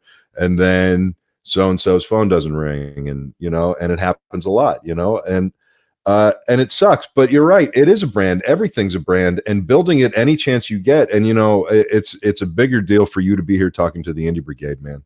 You know, and we're very excited about it. This is uncharted territory in terms of what I've seen as readily available information to indie filmmakers out there. You know, the fact that you are even willing to come on and talk about some of this stuff is more than most publicists will do. You know, well, I think they're not looking to build a business. Then I'm looking, you know, I have like a philosophy, and it has nothing to do with me being a publicist. I guess I work in entertainment. I know a lot of people in social media. You know, I know. I first of all, I'm nice to everybody, so it doesn't matter. You could be Charlize Theron or you could be the garbage man. I'm going to treat you the same, because I think you treat people the way you want to be treated and be nice to everybody. And my philosophy is that there's no reason why everybody can't be successful, and everybody can't help everybody else to become successful. So, like, I work with people on social media and I promote them. You know, I retweet their stuff and do all kinds of things, and they do the same thing for me. And it's a give and take, and everybody's working together to help build each other's brand, as opposed to people who just come to you and say, you know, you probably get it all the time because you're freaking George Romero. So, like, you know, people probably come to you all the time. Oh, you know, can you do this for me? Can you do that for me? And never offer any kind of reciprocation. It's like the takers, I think, never make it. I think eventually they crash and burn, and people who are willing to, like you are doing with this show, you have this show. This actually show helps a lot of people learn new things that they wouldn't be able to get anywhere else because people probably don't want to talk about it. And so you're giving so much back to the indie film community, and everybody should be paying attention to it and trying to absorb as much of it as they can. And if you were to go to somebody and say, hey, I don't know, can you do something for me? And you're hopefully the people will reciprocate, because I think that's the way that everybody's career builds and everybody works together, and everybody can be successful as opposed to one person getting all the success and everybody else getting shit on. Well, yeah. And, and it is true. I do get hit up a lot, but, on the other hand, I don't ever ask for anything. I mean, you know me well enough to know how many times have you told me on private phone calls that I got to stop doing that. But I mean, I try to help as many people as I can. And I try to just, I don't do it for anything other than the fact that I feel good at the end of the day for doing it. We're having some people throw up some comments here that Joe's putting on the screen, like Paul Brooks. Jimmy, are you currently looking for new clients? I don't mean to speak for you, but you are, correct? I'm always looking for clients. I mean, I one thing that makes me different than most publicists, well, there's a lot of things. I'm not as expensive as most publicists, but the big thing for me is that I let people come on for as long as they want. So if you want to come on and you got one project and you need a month of promotion, you don't have to sign like a 6-month. Most publicists make you sign a 6-month contract or a year contract. You can come on month to month with me. You can come on 1 month, skip 3 months, and come back for a month. I let people come on you got to do a month, but a month at a time, so I don't lock them into anything, and they can see how we work and how we get along. And I have many, many clients who've used me. In the few years I've been doing it, they come back every 6 months, for another little burst of whatever it is that they need, help with. So that's one of the big things that separates us from everybody else. Well, yeah. And, I mean, I've actually been really excited to have you on the show for a while, because a lot of people don't realize you're actually already part of our mentor program. Yes. And you are our resident sort of publicist. So anybody who comes to us with publicity stuff, they get referred directly to you, and you're sort of the official unit and independent filmmaker publicist of the Romero Pictures Indie Brigade. So but this is the first chance our schedules have worked out, so I'm hoping. And I freaking love this shit too. It's fun as shit, right? Like we like, look at some of these other comments, man. Like Ron up here, he says he's trying to build him as the brand, but he can't get it going. And if you need to make money on the first movie to make a second one, it would appear he's one and done at one. Well, Ron, what sucks is that if that's how you feel, then that goes back to what Jaden was talking about changing your perspective. You're never fucking done. You just need to figure out a new perspective and figure out a kind of different spin, do a pivot, whatever it is, and that's what Jaden's talking about. And that's what Jimmy Starr is here talking about right now too, is you're never just done at one if you don't want to be done at one, right? I mean, no, right? Absolutely. Everybody goes through hardships. Not to go into a big long thing, but I was a very successful clothing designer at one time. I've dressed every major horror movie star. That's actually how I met your father. Actually, originally was at a convention where I was like dressing a bunch of the celebrities. I lost everything. The government eminent domain my property. I lost $4.5 million. And basically, because of that, I lost everything, my house, my car, everything, and had to totally reinvent myself and start from scratch. Everything has to do with your outlook and the fact that like, I looked at it as, oh my God, fuck, I'm fucked. I don't have any money and I'm like totally broken. And immediately, came on to, okay, what am I going to do? I got to support myself.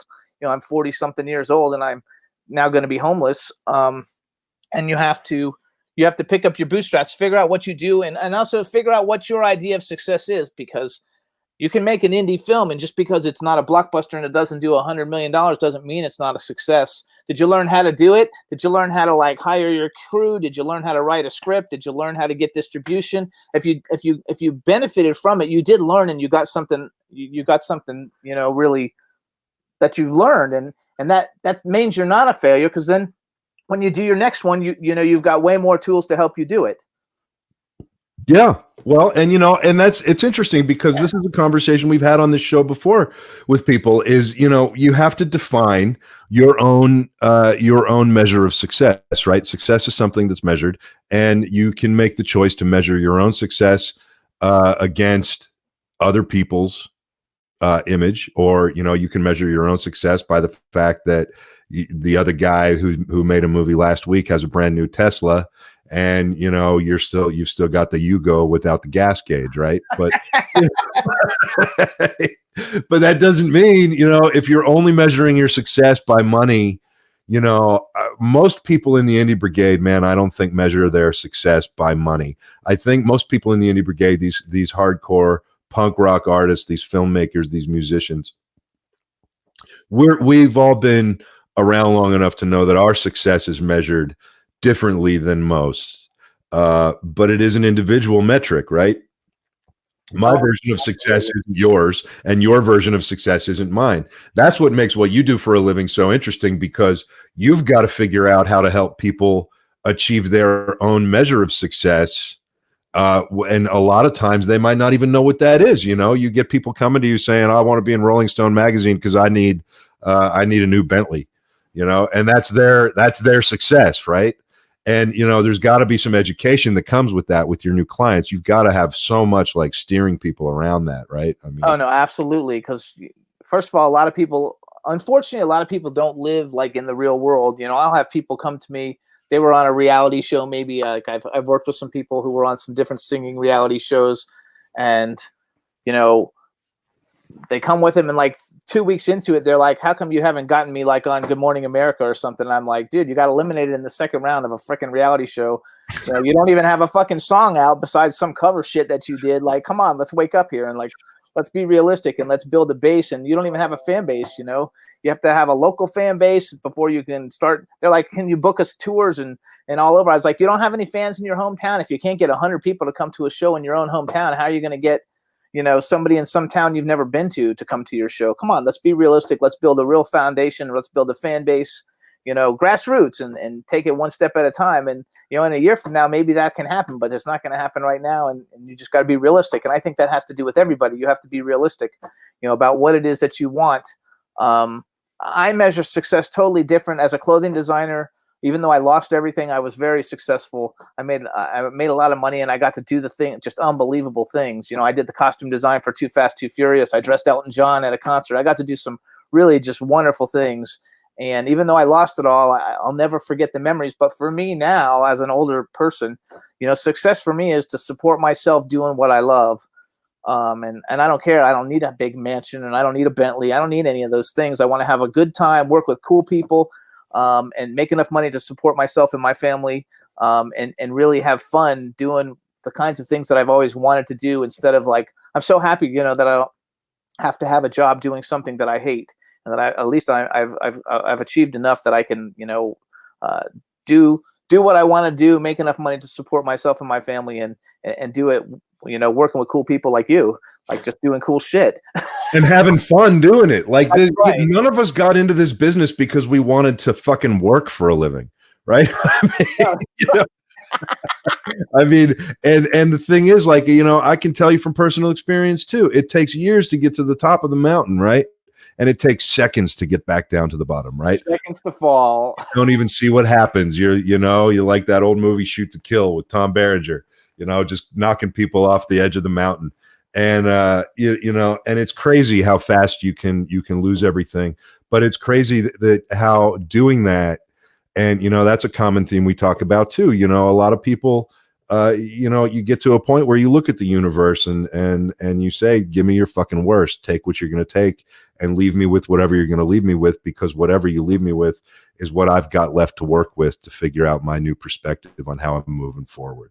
Oh, no, absolutely. And I think too, that kind of goes back to my whole thing about, treat people the way you want to be treated, because, I've seen some people who went from nowhere to the top very quickly. And when they got to the top, they were not the same person that I knew when they were like climbing to the top. And then on their way back down, which happened really quick, they pissed everybody off, and, because they were an asshole. No matter what kind of success you have, we're all working towards this to have a career, do what we do, be cool to the people all the way around. On the way up, if you make it to the top and you're the next, biggest director or biggest actor or whatever on the planet, be cool to people when you're up there, because you're not going to be there forever. And coming back down can be really like rough if you've burned your bridges and everybody can't stand you because you turned into a total prick. Yeah, absolutely. I've seen that. I've I've seen that happen more times than I can count, man. And it's a fucked up business, this industry that we're in. It really is. You know what? It's fucked up, and I love it. I just love it so much, even though it's fucked up. Yeah, no, I do too. I mean, I couldn't do anything else. I went through a phase in my life where I tried to join the private sector again. I mean, imagine me walking into like an HR department in a fucking cubicle farm, right? Like, hey, how's it going? I'm here for my interview. The HR ladies are, HR people are looking to be like, are you going to punch me if I don't hire you? Maybe. I don't know. I think that's freaking hilarious, though. But you can't, you can't. You can't get out once you're into a certain point. You can't get out. And you've had tremendous success with your clothing line, and now you're having tremendous success with your new you. And and that's what the Indie Brigade is all about. It's all about relaunching, redefining, finding that pivot point, finding that new perspective, and going after it at all costs. I want to give you one other quick little story. Okay, so I lost everything, literally. Like, I was like dirt broke, homeless, car repossessed, building repossessed, house repossessed. And so, and this is after I had, been pretty successful. And so I had to get a job. And so my job, I sold shoes at Johnston & Murphy in the mall in Boca Raton, Florida. So one day this lady came in, I'm not going to say her name. And she said, oh my God, like, first of all, she always writes all these posts on Facebook that say, oh my God, I'm starving. Like, my roommate won't let me have one of the potatoes in the refrigerator and stupid shit, right? After she wrote a book about how it is to be a successful actor. And then she posts these weird posts. And I was like, oh my God. So she comes in and she's like, oh my God, you like working at a shoe store? And I said, yeah, I've had some problems and, I have to support myself and my family. So I have to have a job. And she goes, but you're like Jimmy Starr. And I was like, yeah, I am, and I'm always going to be Jimmy Starr, and I'll come back. I said, but I can't go on Facebook and write, oh my God, I'm starving, and nobody will give me a potato. I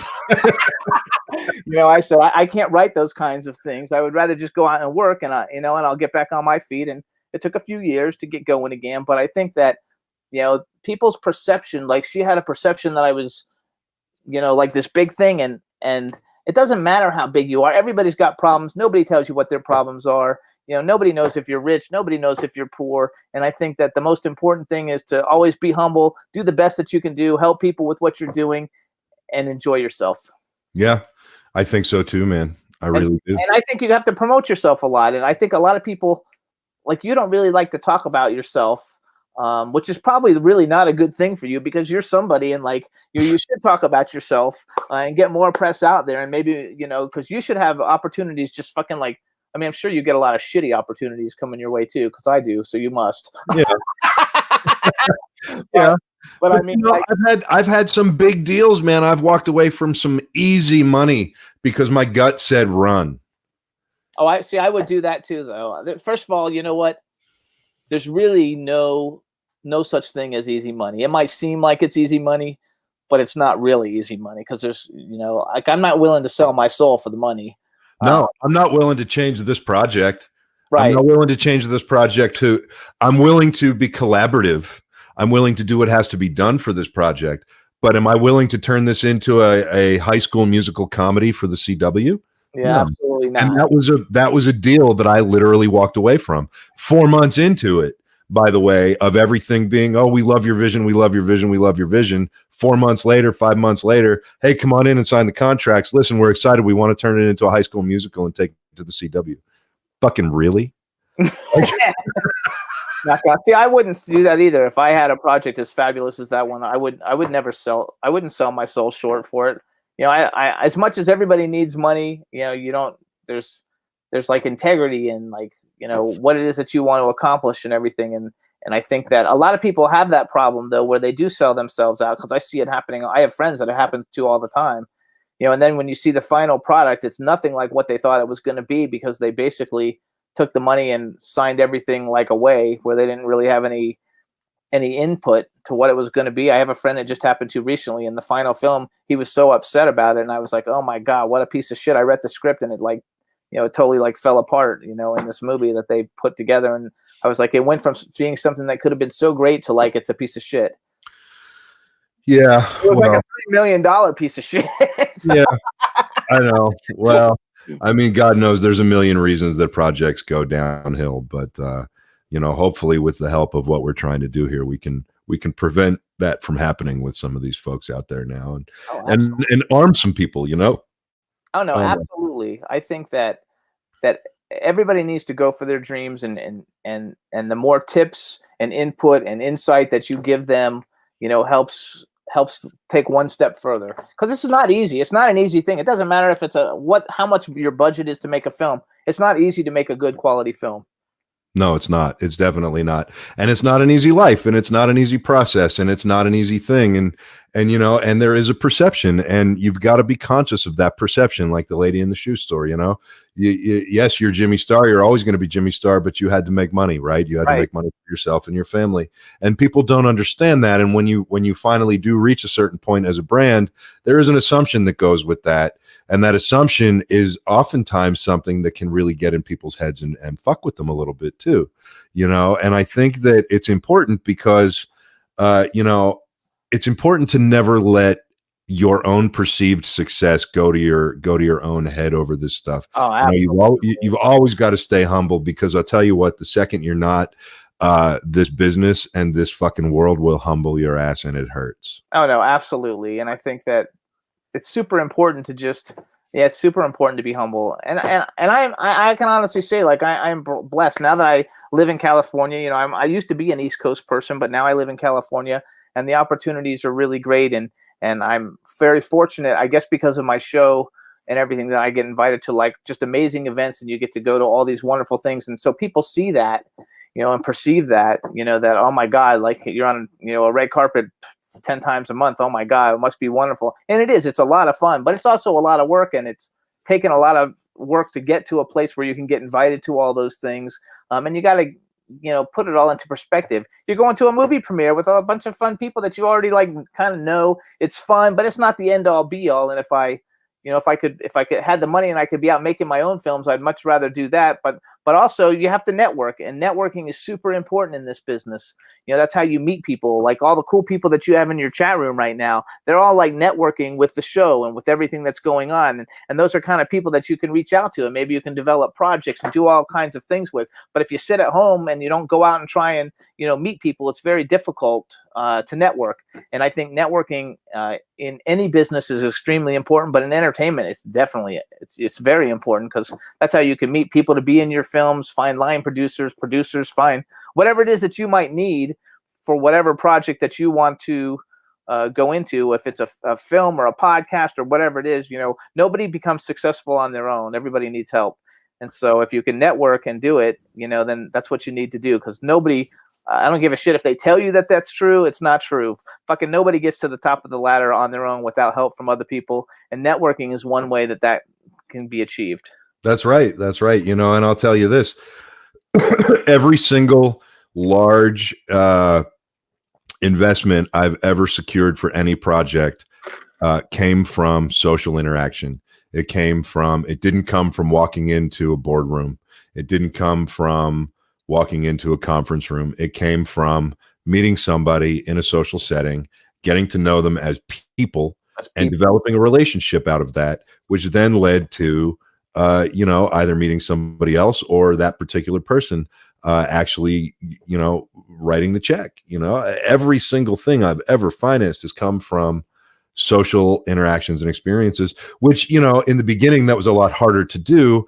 Nowadays, when you've got something and you've done this for as long as I've done it, as long as you've done it, the people to call, and you say, I'm going to work on this, so I'm going to go call this guy and go have drinks. And then, and then that guy you call and you go have a beer with him, he brings two friends, and, at least one of those friends is somebody else. And they say, well, listen, he's not interested, but I'll be interested. And the next thing you know, you're having beers with a panel of investors. Right. Yeah. But you can't do it sitting at home. I mean, I've got so many friends I've met in social media, and I mean really good friends. I have handfuls of them that I actually like talk once a week, where we can brainstorm of how we can help each other and do things and stuff like that. But you still need to go and actually physically like meet with people, talk with people, even if it's people that you meet in social media. Yeah. Because social media is a wonderful way to introduce and get and meet with people. But for me, a lot of times, until you actually meet them, it makes, or you've talk to them one-on-one, whether it's on the phone or Skype or something like this, you don't really know them, because you also have to be careful that there's a lot of people that are full of shit and they'll screw you in a second. Oh man, ain't that the fucking truth? Yeah, so you got to be careful for that too. I like the way Joe pops in every once in a while. I think sometimes Joe just pops in because he wants me to remind people that are listening to the Romero Pictures Indie Brigade podcast with me, your host, George C. Romero, my faithful producer extraordinaire, Joe Ranchley. And we've been talking with Jimmy Starr, who's an amazing friend, tremendously talented publicist, and so much more in the entertainment industry, and also star of his own show, the Jimmy Starr Show with Ron Russell, which I want to have both of you guys on at some point. And that'll just be a fun night. I think that the three of us could have a lot of fun just shooting the shit on here some night. But I wouldn't mind bringing Jaden up here again. Do you mind? Joe, do you actually have something fucking to say? What? Fuck you. I love your fucking beanie hat, dude. That rocks. Well, thank you. And, I have the ability to do this. All right. So what I would like to do is actually have Jimmy plug his stuff first, if we could. And then I'm going to bring Jaden up for a moment. And then we got to get David up. So we've got about 15 minutes total. We got to make this happen. We're going to have Jimmy. Where can we find you on social media, and what did you want to plug, sir, if anything? All right, you guys, I'm at Dr. Jimmy Starr, DrJimmystar,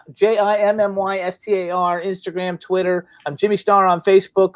I'm a blogger. My blog is ranked number 68 of the top 100 entertainment blogs in the world. It's JimmyStarrsWorld.com, and anything you would need from me is there. There you go. It makes it simple and fast.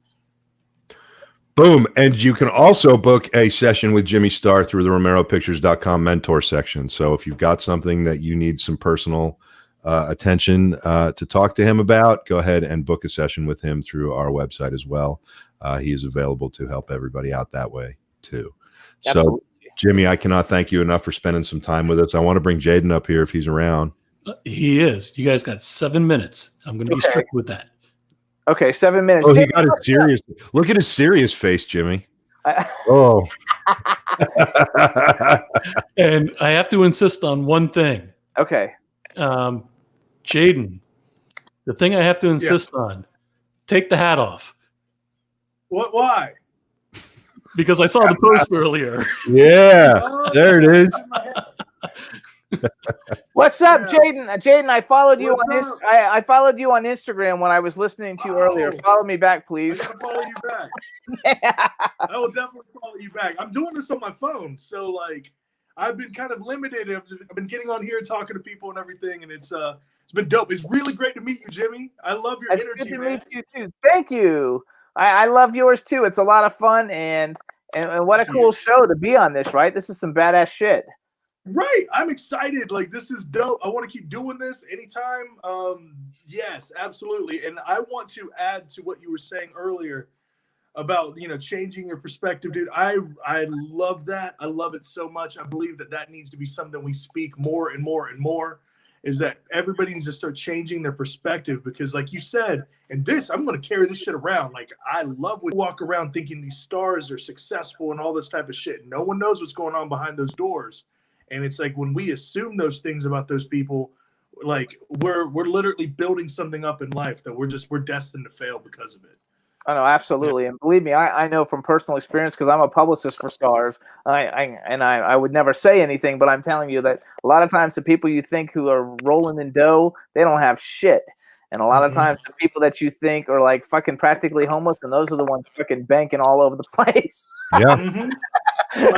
What you were saying about not posting online, it's really isolating, man. Whenever my show, I was in a really, whenever I was on the YouTube thing back in the day, when I started to achieve success, I couldn't talk about the bad shit in my life anymore, because people had this vision of me, and it gets really stuck. You're kind of lost, and you can't ask for help, because if you ask for help, then, everybody knows that maybe you're not as successful as you want to be. And it's crazy. So I love, and it's totally true. No, that's totally true too. And it's important but it's important. I think a lot of times people know a lot of times if something bad goes. My only thing is because I don't know if you guys like post on Facebook a lot, but you know, the only time I ever get a lot of fucking comments and likes on Facebook is if I write something bad. Like I could write like I just signed $1 million contract and like fucking one person will like it. I could say my dog just died and like 8,000 people will like it. Yeah. People want to talk, man. Like that's the beauty. Like when someone asks me like, how did you achieve your first viral video? And I was like, it made people feel something. If your post or your content can make somebody feel, then you have broken down a barrier, and that is what will make them share. That is what will make them engage and like and comment. You can't just make anything go viral. That's not the psychology of it. If there's a reason why there's so much bad news out there, and it's not because there's a lack of good news, but it's because it's easier to make people feel bad and sad and fear than it is to make them feel good. Because when you make them feel good, everybody they have a different perspective. So it's just the cheapest way to get attention. So that's what it's about, is finding a way to make someone feel. When you post like, I'm in a new relationship, or I'm going to Disney World, or here's me achieving success, like people are like, yay, well, they're happy for you because you're happy for yourself. But when you complain and you feel bad, you make people feel bad, and then they don't want anything to do with you. So That's it's right. a matter of like, you're right. Dude, we talk about that all the time here. When you finally change your perspective and you figure out that thing, there's, happiness and self-confidence, which is much different than ego. It's infectious, man. Like when you're happy and you're coming from a good place in your heart and your life, and your spirit is balanced and your spirit cup is full, like that shit is infectious. People want more of that, and that is what reaches people. That's what we come from with the Indie Brigade. All of us, we come from a place of love. We come from a place of peace and a place of a full spirit cup, and we filled up our own spirit cups before we turn to other people and say, here, drink from our spirit cup. As opposed to letting people come up with that 6-foot straw from the corner and like drain your spirit cup against your will. You know what I mean? Like once your own spirit cup is full and you're good as a creative artist, that shit is infectious, man. That stuff is what makes people come back and say, I want more of that in my life and in my heart. Absolutely. So I also see somebody wrote, Sean wrote, I'm not looking to get rich. I just want to entertain people. I think for me, a big thing too, like I didn't get into the entertainment industry to be, like famous. I did it because this is what I like to do and it's fun and this is what I enjoy. And I think that success comes to people who are in it actually for the right reasons. And the right reason is because it's something that you love and you really enjoy doing it. And I think the success will come because that's what you're doing it for. But I think if you're just doing it to be like the next whoever, Paris Hilton or something, like it's not going to like really work because it takes a long time and there's a lot of competition that way. You have to build yourself, build your brand, enjoy the entire journey from where you start to until whenever you're done, and have a good time with the whole journey and just be happy with every success that you get as it's going along. That's right. And be happy and recognize that just because it's not that end game with that Tesla in the garage doesn't make it less of a success. Absolutely. You know what I mean? Absolutely. Learning something is a success. Touching somebody's life is a success. Getting a script written is a success if you've never done it before. Getting a film made is a success if you've never done it before. Getting 5 people to watch your movie is a success if nobody's ever watched anything you've ever done. Right? All of that stuff is a success. And just remind yourselves of that every day, that you're working toward your goal. You're working toward that success. And the only failure is when you decide to give the fuck up. And we don't give up. We don't give up in Indie Brigade. We're going to fucking die before we fail. That is the root of everything. That's it. The only failure is quitting. Mm-hmm. And they wrote the journey is just as important as the destination. I agree 100%. Like I have fun every day on the journey, and I don't know where it's all going to go, but I'm having a good time as I go along. And as long as I learn more and achieve a little bit more every day, I'm happy. Yeah, me too. This is the best thing that I have ever been told, and it's by plenty of successful people in my life that I've realized. And it's okay. So this is what it is. Your success, what you deem to be success, somebody else deems to be failure.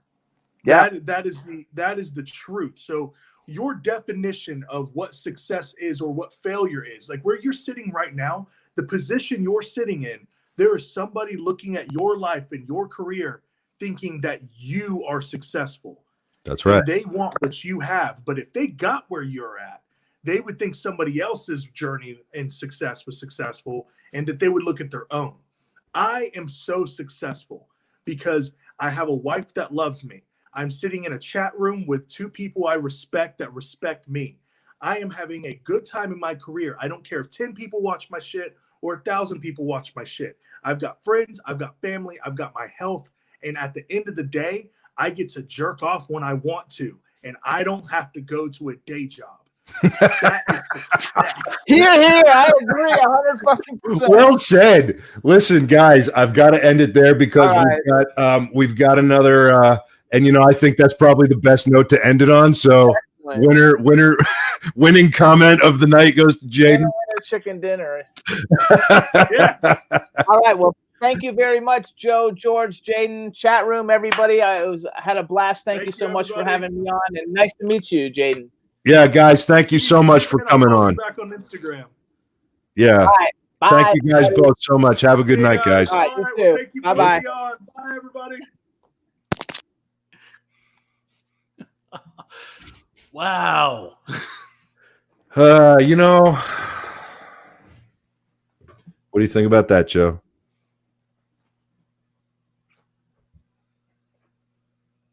I get blamed for everything. So if I talk, then damn it, he's caught on. I think that was a phenomenal show. Those guys are amazing. I really think, I hope everybody watching and everybody who will watch after this really had some good takeaways from that. If you don't mind, I would love to kind of bring David around. Is he available to come on here? And hey, look at that. It's David Lee Madison, host of The End of the Night. Hello, gentlemen. How's it going? Can you hear me loud and clear from? Man, you sound like butter. You sound like nice and smooth. Yeah, man. So, Joe, tell me, in the current climate, did you think using the word infectious 140 times tonight was a good idea? It is the coronavirus episode. There you go. Yeah. So. As you guys both know, I am now recovering from the Meisterbrow virus. The coronavirus is much too expensive. And I really wanted to come on with those guys to do our Brady Bunch moment. Oh, damn it. When we, you know what? That would require a lot of practice because I'm not sure everybody would know that. It would just be a bunch of confused people trying to figure out which way to turn our heads. Well, there you go. But that's what makes it funny. David, I'm very, very proud and honored that you are here. I'm very, very happy that we have a brand new show as part of the Indie Brigade Network called The End of the Night. And it is your show. It is your baby. And it is starting, the series premiere is starting in a mere 16 minutes. So how do you feel about that? I am, as you could tell, super excited. And I can tell. Yeah. I feel just like the way David Letterman felt when he started following up the great Johnny Carson. So, George, in all sincerity, I want to thank you for allowing me to play in your sandbox. And I want to tell everybody out there that these two guys are great ambassadors for independent films and independent pictures, because they really, really love what they do. I mean, I'm honored to be a part of this network now, and we're just going to have a lot of fun. I can't wait, man. I can't wait to see what you have in store tonight. You've got some great guests coming up here in about 15 minutes. Yes, the great Daniel Roebuck, who you probably know from at least 100 different movies, and Chad Rook from Siren and Bates Motel will be on talking about his new film. And we'll be expanding upon what you guys talked about earlier about being able to promote your passions and your loves virally. And it's just going to be a fun show. Awesome. Well, I cannot wait. So that show, are you doing your show every week or every other week? I'm going to do it every week until you guys say get the hell off our airwaves. So well, it may be one episode, No, that'll never happen. So I just wanted to know what we decided on, and I thought I'd get you to commit to it on the air. No, So- absolutely. So you heard it here first. David Lee Madison with the end of the night is going to be a weekly addition to the Romero Pictures Indie Brigade. Every time we've got an episode, you will see David's end of the night afterwards, and we're just so very excited about this. David's show will also be available to watch just like you watch it here on all of the other video platforms like Avail TV. And we will be, Joe, how are we going to be breaking out the audio? Is that all going to be separate? I don't know what we decided on or what you decided on. So how is this all going to roll out? Let's put Joe on the spot. Fuck you, Joe. It's 10:46. Yeah, 14 minutes. Come on, we want answers.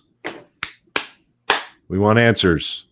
So Listen, anyway, as long as I'm available on this Viewmaster, I'm fine. Viewmaster, yes. As long as I have this power, Master, yeah. I don't have to answer those questions. But anyway, in all seriousness, we need to figure that out. That's Okay. Well, we'll have all those answers for you as soon as we know them. But in the meantime, tune in to Romero Pictures Indie Brigade and stay for the really good show, which is the end of the night. With David. Stop. I mean, what's going to be weird about my show is you never know what's going to happen. You never know who's going to show up. And you never know if I'm actually going to stay awake for the whole episode because I am getting old. Well, and do you have narcolepsy still? Or I might. Did you get over that? Are you better? I'm better now. Yeah. Okay, good. Ever Now, since mind the you- Meisterbrow virus, I've kind of kicked the whole everything else. You haven't had the Schlitz virus, so I heard it gives you the Schlitz. so everybody knows this stream is not going to end. Stick around. Stay tuned. This stream will stay live. You will get a little bit of the Romero Pictures Indie Brigade house lights, which is just some cool little visuals. And I believe David will be back with the end of the night here in about 12 minutes. So we're going to wrap it up here. Anything you want to tell people to entice them to tune in, or anything you want to tell people to alienate them forever? Well, yeah. Every time I go on the road with Brian O'Halloran from Clerks, we're actually dear friends. He makes fun of me because I have to go to the bathroom like every 10 minutes because I'm old and have diabetes. So the next 10 minutes, I will be in the bathroom. And usually when we're on the road and I stop to pull over at a rest stop, he sings "Hold Me Closer, Tiny Bladder." So next 10 minutes, envision in your mind the great Brian O'Halloran singing "Hold Me Closer, Tiny Bladder" as I'm sitting in my restroom, waiting for the show to start. Perfect. Awesome, everybody. Come back very soon and check things out. Are you ready, Joe? I'm getting there. There's too much pressure, man. There's too much pressure. Will you guys be joining me on my show? We will. Yeah, we're going to pop Awesome. in and kick you off a little bit. So we'll see you in a few minutes. All right, brothers. All right. Everybody, fuck off till next time. Yeah. Mind you, mics are still hot.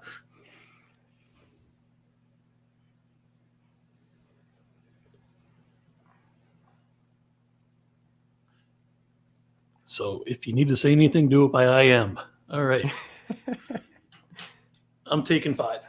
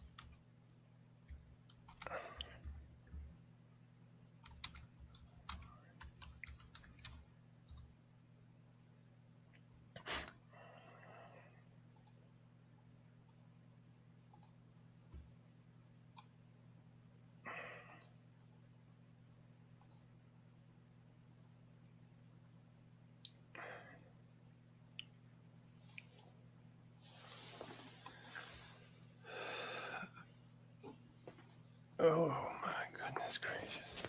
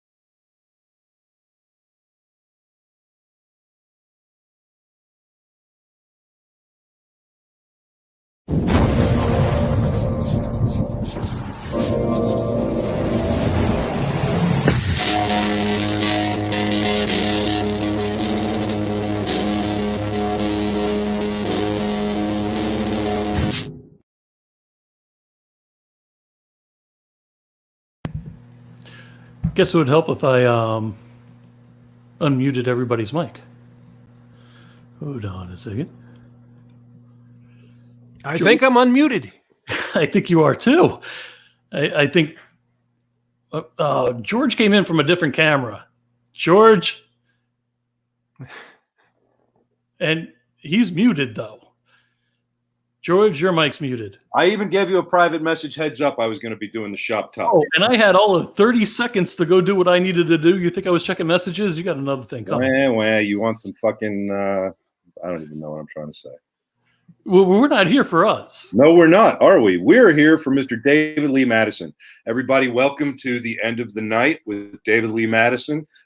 We just talked about this a few minutes ago, but if you're just tuning in now, you're in for a treat. This is a brand new show on our Indie Brigade network, and we're so proud that he's here. And I just had to come out and have a cigarette, so I'm doing my intro from the wood shop. Sorry, David. Well, thank you, George, and I am honored to be a part of your network. And from the beginning, I've loved your show. You guys do an awesome job, and I hope to just add a little something to the festivities.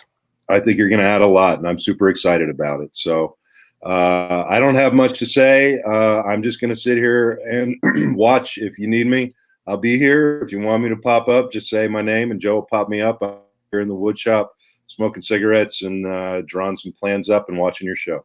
Say my name. Say my name. Boom. You're like Ash. You're in the woodshed. The worst overdubbing in movie history, actually. Yeah, I take myself to the woodshed. It's not, I keep my hair shirt out here. I keep all of my. Just do me a favor. When you start up the chainsaw, please put your mic on mute. I will. I promise. Okay. Because that might be difficult to talk over. Have a great show, David. Welcome to the network and welcome to the family, brother. Thank you so much, George. And I'm honored to be a part of your family. And I want to welcome everybody to David Lee Madison's The End of the Night here on Romero's Indie Brigade. I'm honored to follow up George's show. George's show is just amazing. It's really a smart show. And for independent filmmakers to learn so much about independent film, or just for anybody who's passionate about anything to learn about what they're passionate about from people who are out there doing it. So, Joe, one quick thing before we start our show. A dear friend of ours, director Libby McDermott, her film Darkness Waits just came out within the last couple of days. So I want to send everybody who's watching this to, there it is, to make sure you check out this movie. It's a great little film that we shot in Pennsylvania. I was blessed to have a small part in it with Scott Schiaffo from Clerks and the DVD and the Blu-ray. I'm not sure if the DVD is out yet, but the Blu-ray was just released a couple days ago. So give it a look. It's a really, really, it's very David Lynch-esque film. It's like a David Lynch kind of vibe to it. And give Libby some love because it's a great movie. And the movie that it's a follow-up to, Dead Woman's Hollow, I see Libby just put it on some streaming platforms like Vimeo. So give Dead Woman's Hollow a look. It's a good show. It's a good movie. You're welcome, Matt. All right, so we are waiting for a couple of guests to join us. So tell us a little more about this show and what's going to be happening. Well, I'm going to tell you about this show. Next week, hopefully, we're going to have an iconic living legend of a guest. Me? I reached out. What? Oh, well, every week you're the iconic living legend of a guest. But yes, we're going to have, I'll announce it on Monday. And every week, the show is going to be where we talk to some people that are very notable. And we get different aspects of indie filmmaking from different people at different levels of indie filmmaking.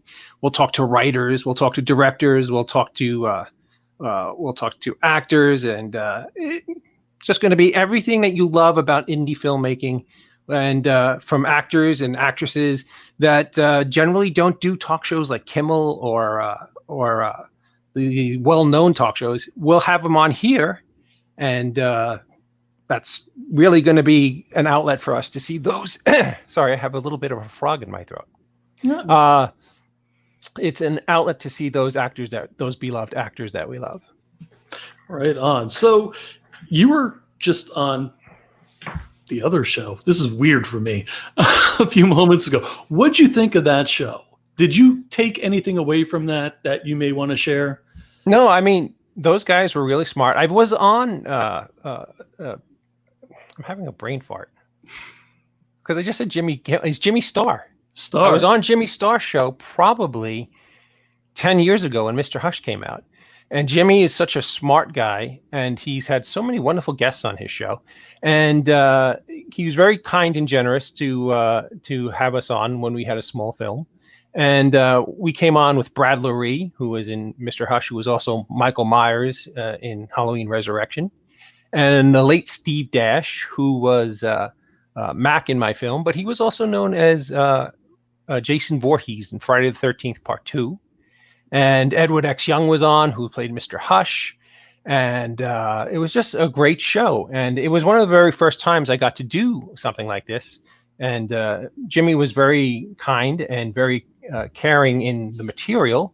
And the show went really well. So it's so nice to see Jimmy 10 years later on this show. And for him to continue doing what he does best. He's great at it. And tonight, Dan Roebuck's coming on. Dan Roebuck, you'll know from The River's Edge. You'll know him from Star Trek The Next Generation. You'll know him from Lost. You'll know him from Matlock. You'll know him from so many things. And he's also a independent filmmaker. So we can see how somebody like Dan approaches his independent films. If Dan comes on. Well, there was an email while I was a little busy, and you were CC'd in that email. I don't know if you responded or not. By chance. No, I'm taking a look now. Okay. I'm going to get to some of these comments. There's Libby thanking you so much. Oh, my pleasure. Her husband, Matt, also. And our buddy Lance Wagner is saying, Libby McDermott effing rules. Well, he's right. Libby does rule. David is my new favorite. He calls movies also. Movie shows also. Well, that's what happens when you get to a certain age and nothing actually clicks anymore. It's just like whatever stupid word comes out is what you use. And you know what's so sad? I'm usually a lot more entertaining than this, but my wife, for the last 10 days, has been snoring like a chainsaw. And I haven't been able to get any damn sleep because if I don't sleep next to her, if I go like downstairs or sleep in the living room or in my office or in the green room or something, she almost considers it like cheating. So, I'm just, no, I didn't call you old, Samantha. I called me old. Well, good news is we've got your first guest. Appeared. So without further ado, I will let you introduce him and have at it. Mr. Roebuck, how are you, Dan? Lee Madison. And Thank you so Joe. Very nice to have you on. Thank you. Thank you so much for helping me with this train wreck train wreck, of course, The Fugitive, so you should be. Hey, if anybody knows anything about train wrecks, it's Bobby Biggs of The Fugitive. How are you, Dan? I'm good. People wanted to know about where to see you, and hopefully, if I send this text out, people will get it. But all's good. I'm good. I'm here in Bethlehem, Pennsylvania. I'm close, and we are gearing up our next movie, the follow-up film to Getting Grace. So I'm here starting all of our trying to get people excited about what's coming. Oh, sweet. Well, something way more important than talking about anything film related is I want everybody out there to wish the great Daniel Roebuck a very happy birthday. Happy birthday, Dan. Thank you very much. Thank you. It was a very nice day. I actually I took a trip down to Hatboro and did an interview with Grover, who has a show on PBS called Counterculture. So I told him he was bummed out. He said, I hate to make you work on your birthday, but I have this weird theory about this. Like, I think your birthday is your the first gift you got was a gift of life from God. So I think also the gift that he gave me to be an actor is also a gift of his. Thank you, Scott. I think it's good to work on my birthday because it's honoring the very first gift I was ever given. Thanks, Ed. And what a wonderful gift it was, because you are not only an incredibly kind and generous human being, but you're an incredibly gifted and talented actor. Well, that's very kind. And of course, I'm smart enough to love Wild West City. There you go. And if people don't know, Dan and I, about 2 years ago, Dan? Yeah, I think about 2 years ago, Darren did this wonderful show about a place that Dan and I both went to when we were growing up called Wild West City in Netcong, New Jersey. And what makes Wild West City so wonderful is that is it Carson City, you think? Is that what it's a replica of? It's in our show. I'll tell you, I would direct people to YouTube, not now, when we're done. And you could type in Daniel Roebuck, Wild West City, and see an amazing show we did for the NET, the Catholic network that I work with in New Jersey. Excuse me, I said New Jersey. Pardon me, in Brooklyn. That's in New York. But we did a show there. So Annette presents Wild West City, Daniel Roebuck. It's a great place. And Dave, I know why you like it. You're like me, because thank you, Libby. We like being old-fashioned people. It's one of the few places on the planet that's exactly how it was when we were children. It horrified me, Dan. When you and I, we went on that locomotive train. The last time I was probably on it was probably my 5th birthday in 1975. And everything, as I recall, is exactly the same. And there's very few things in life that are like that. Well, people should go. They should go there. They should go to the Land of Make Believe in New Jersey. The Land of Make Believe has part of it is still very much as it was when we were kids. And then they should come up my way on the other side of Allentown toward Harrisburg on Route 22 off 78. They should go to an amazing place called Roadside America, which I love it so much I put it in Getting Grace. It's wow. Yeah. And it's a miniature train village built by one guy in like 1945. Oh, wow. He built it from like 1910 to 1955. But I mean, the place, it's like going back in time. And I love that. What's funny is that we live in a culture now where everybody is on their social media and they need instant gratification. I think you and I are kind of like the same, and like we like things that are more, is it tactile is the right word? Yeah, tactile, infantile. I don't know. I like, like Wild West City is the only place you can aim a gun at somebody and shoot them. Yeah. Like in fun. And everybody knows it's fun. Nobody overreacts. I mean, you're like, hey, kid, and then you shoot him, and the dad's like, are you gonna take that? Shoot him back. Like, now please don't write letters. You know what I mean? Like, it's fun. We're having fun. Nobody really is promoting any kind of violence. It's an old-fashioned fantastical, right? Phony, unreal, not legitimate, harmless silliness. Right. We need more of that. I think that's if I had my way, that's all we do. Yep. Well, Dan, I can't let you off easy, because when I announced that you were going to be my very first guest on my very first show, I started getting hundreds, and I'm not kidding, hundreds of IMs from your fans. IRS and former wives demanding payment of some sort. Don't worry, I sent out the checks for you. Thank you so much. And there's a reoccurring theme. One of your motion pictures seems to be one of the most beloved, and that's River's Edge. Oh, so can you share? Worst Christmas ever. Oh, River's Edge, yes. Can you share any great stories about River's Edge, or working with Crispin Glover or Keanu Reeves or Dennis Hopper? Oh, there it is. Look at that. Look at how young I was. So that's 35 years ago. Wow.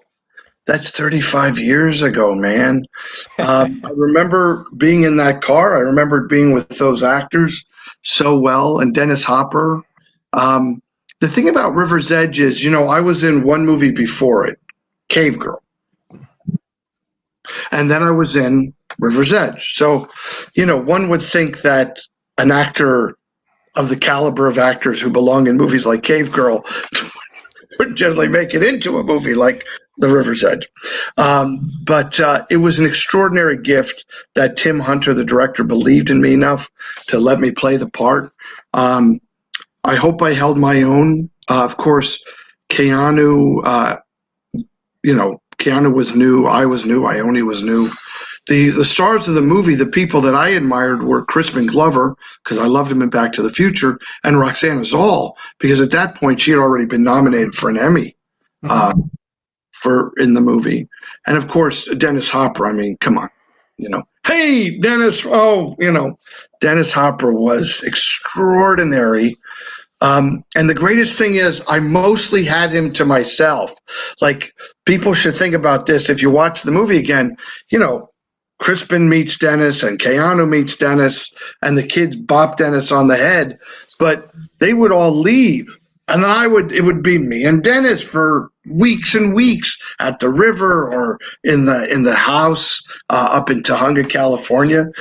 It was great. I had them all to myself, and boy, did I enjoy that. Now, let me ask you: when you got to work with Hopper, was he generous in giving, with you being a young kid, in trying to teach you your craft? Yeah, I don't know. It's an interesting thing, David. Teach me my craft. He certainly did teach me my craft. Let's say that. But I don't think he had that kind of temerity. I got Dennis. I was very lucky. He drove a lot of people insane because he really had a drug problem and a drinking problem, and according to so many accounts, was wholly unpleasant to be around.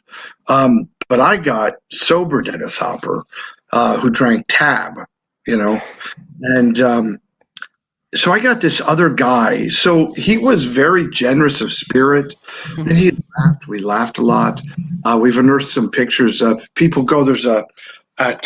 is it HalloweenFilms.com? Sean Decker just wrote a lovely article, 2 parts. The first part just came out on my birthday, and the second part will be out next week. But we gave him some rare, never before seen photos from both Halloween movies and from River's Edge. So people should look it up. That's sweet. I saw on one of the articles that you've been in, it was either a newspaper article or an online article, that you're like a collector of like horror memorabilia and film memorabilia. Are you? Yeah, crazy. I got to put on my glasses to look at your room there. What do I see? I see Halloween. What's on the other side? Sorry. That's Army of Darkness. Oh, Army of Darkness. And the poster next to that is my film, Mr. Hush.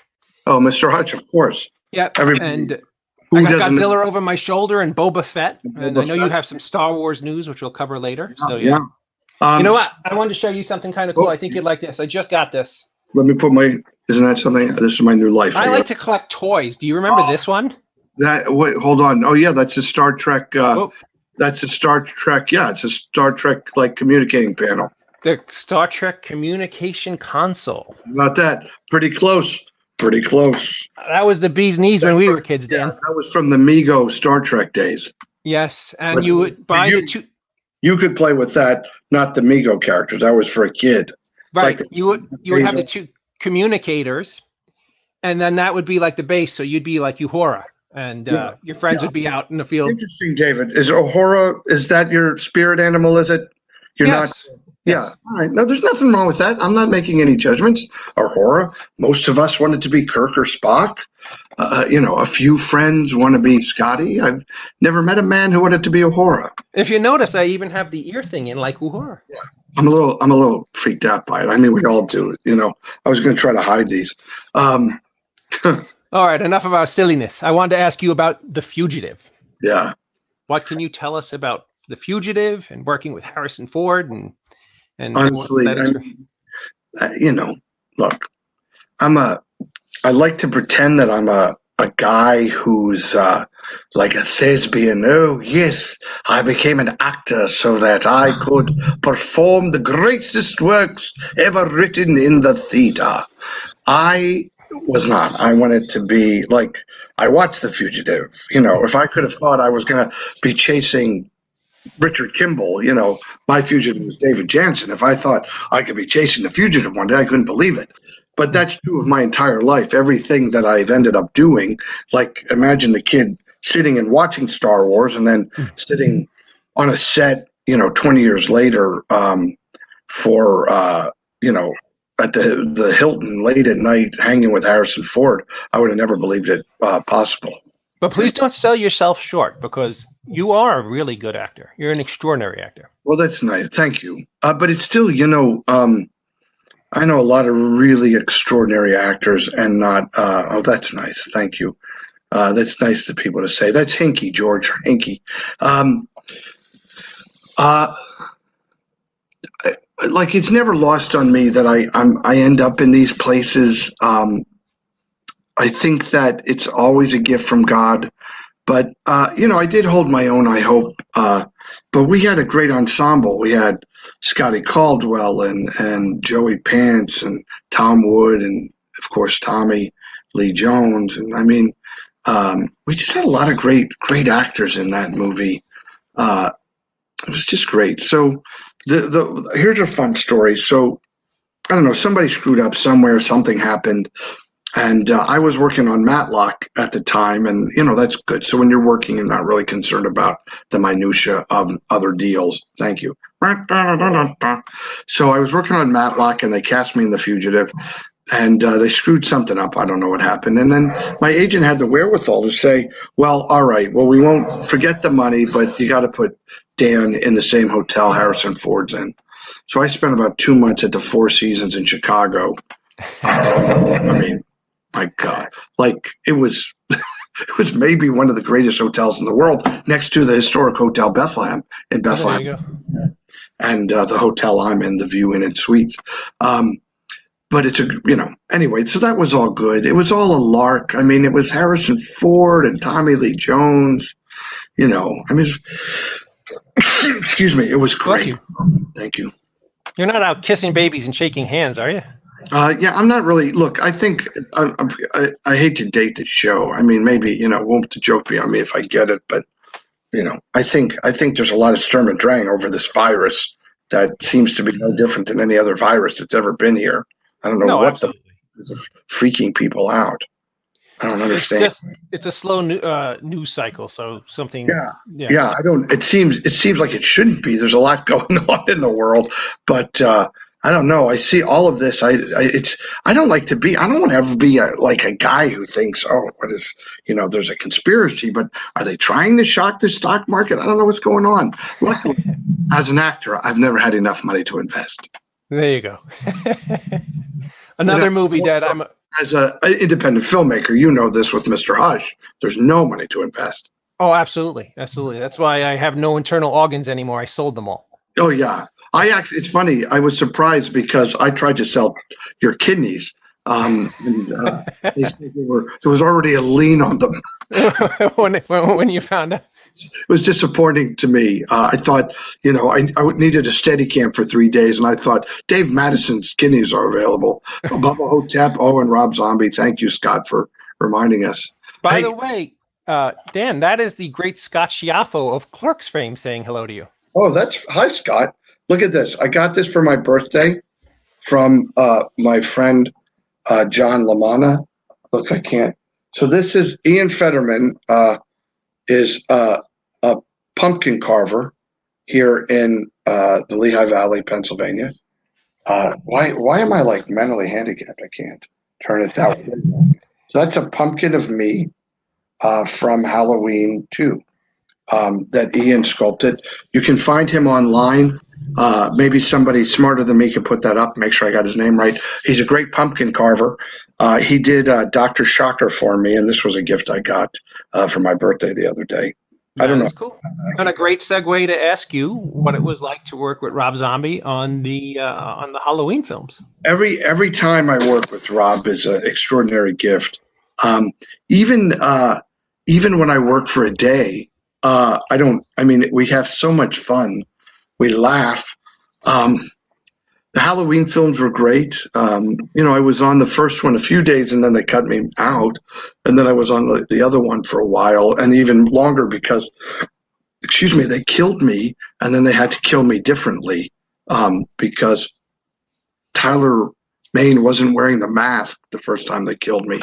And I guess it was decided that he needed to have the mask on more. So my death became quite more horrible. And another film that I was watching years and years ago, and I was like, hey, that's Dan. And he just kind of popped up, and it was Bubba Hotep. How did you get involved with that? Well, Don Coscarelli asked, I had known him because if anybody's a Coscarelli fan, they know the work of the great Bob Ivy. Bob Ivy played the mummy in Bubba Hotep. But we had an extraordinary relationship, Bob and I, because we met as extras maybe the second week I was in town, or third week, we were extras on a show called The Master. And some AD sent us to walk together, down some street in California.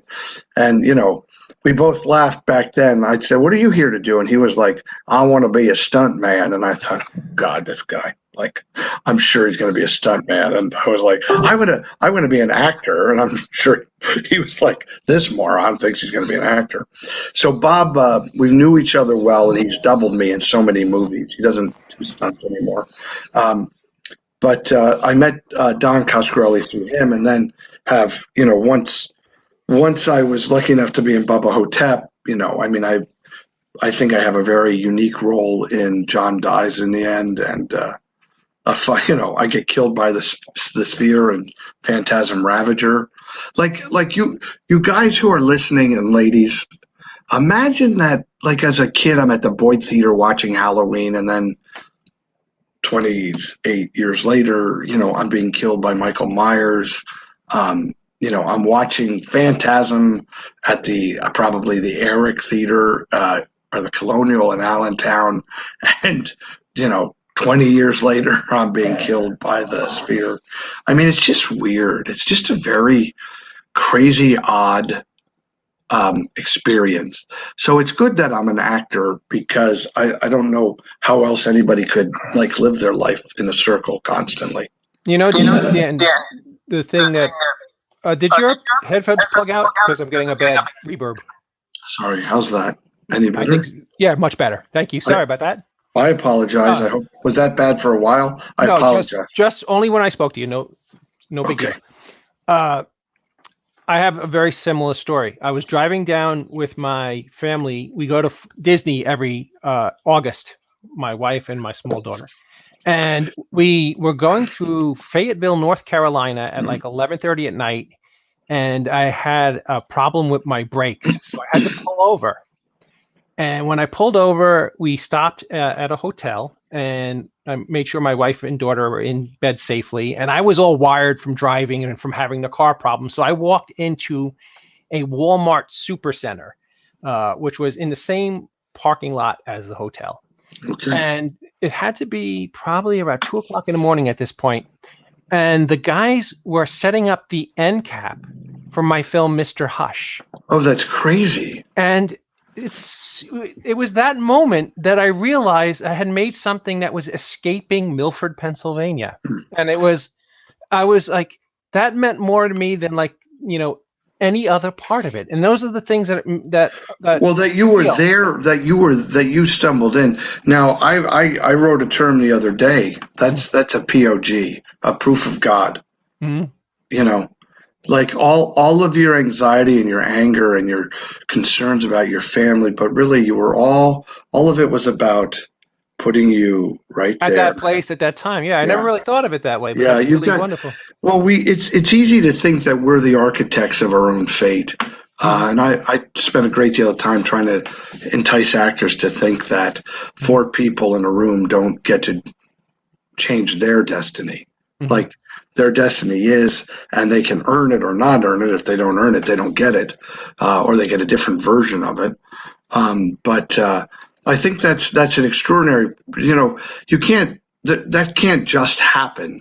By the way, for people listening, getting a movie in Walmart, it's funny with Getting Grace. Once it was in Walmart, it didn't matter to people that it was in movie theaters. When it was in Walmart, people were like, "How did you get that in Walmart?" Oh yeah, that was a beautiful moment in the movie right there. By That the was way, Dan, a young actress named Maddie Dundon. Yes, sir. I was just going to mention, I watched that film recently. Oh, That young actress blew me away. she's great.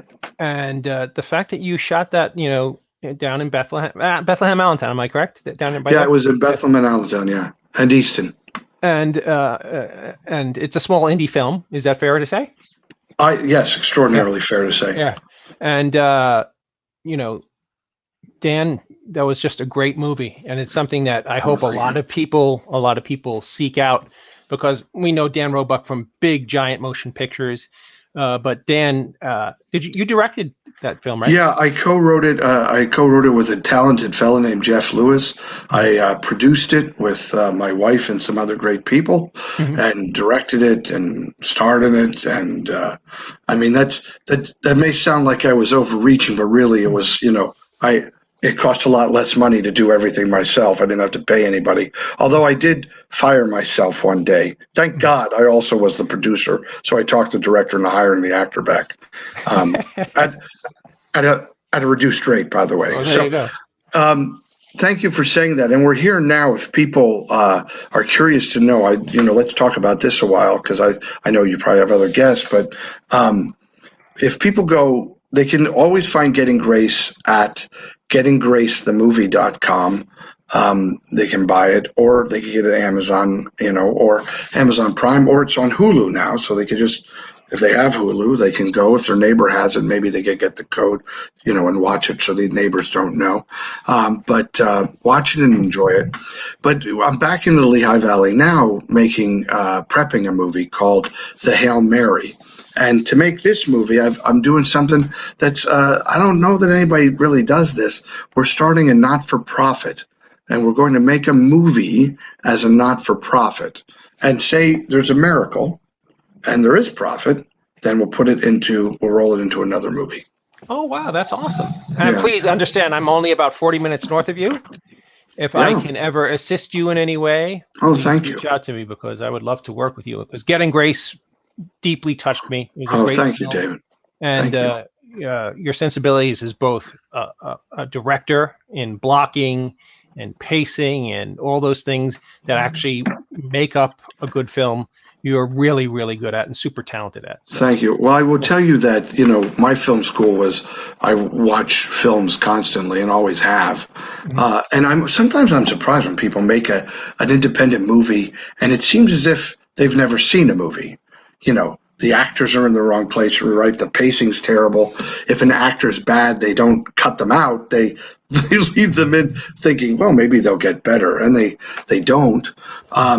Getting Grace was unique. I took this kid right out of the high school I went to, Bethlehem Catholic High School, and starred her in a movie. And then put all the kids were all local actors from the movie. And then we're going to do it again. And if people look up a channelofpeace.org, if you could generate that or put it somewhere that people can follow it, they can see what's going to happen in the next few months. No, that's awesome, and I can't wait to see the next movie. Can you give us a little idea of what it's about, or is it? Of course. Oh, sure. No, of course. So and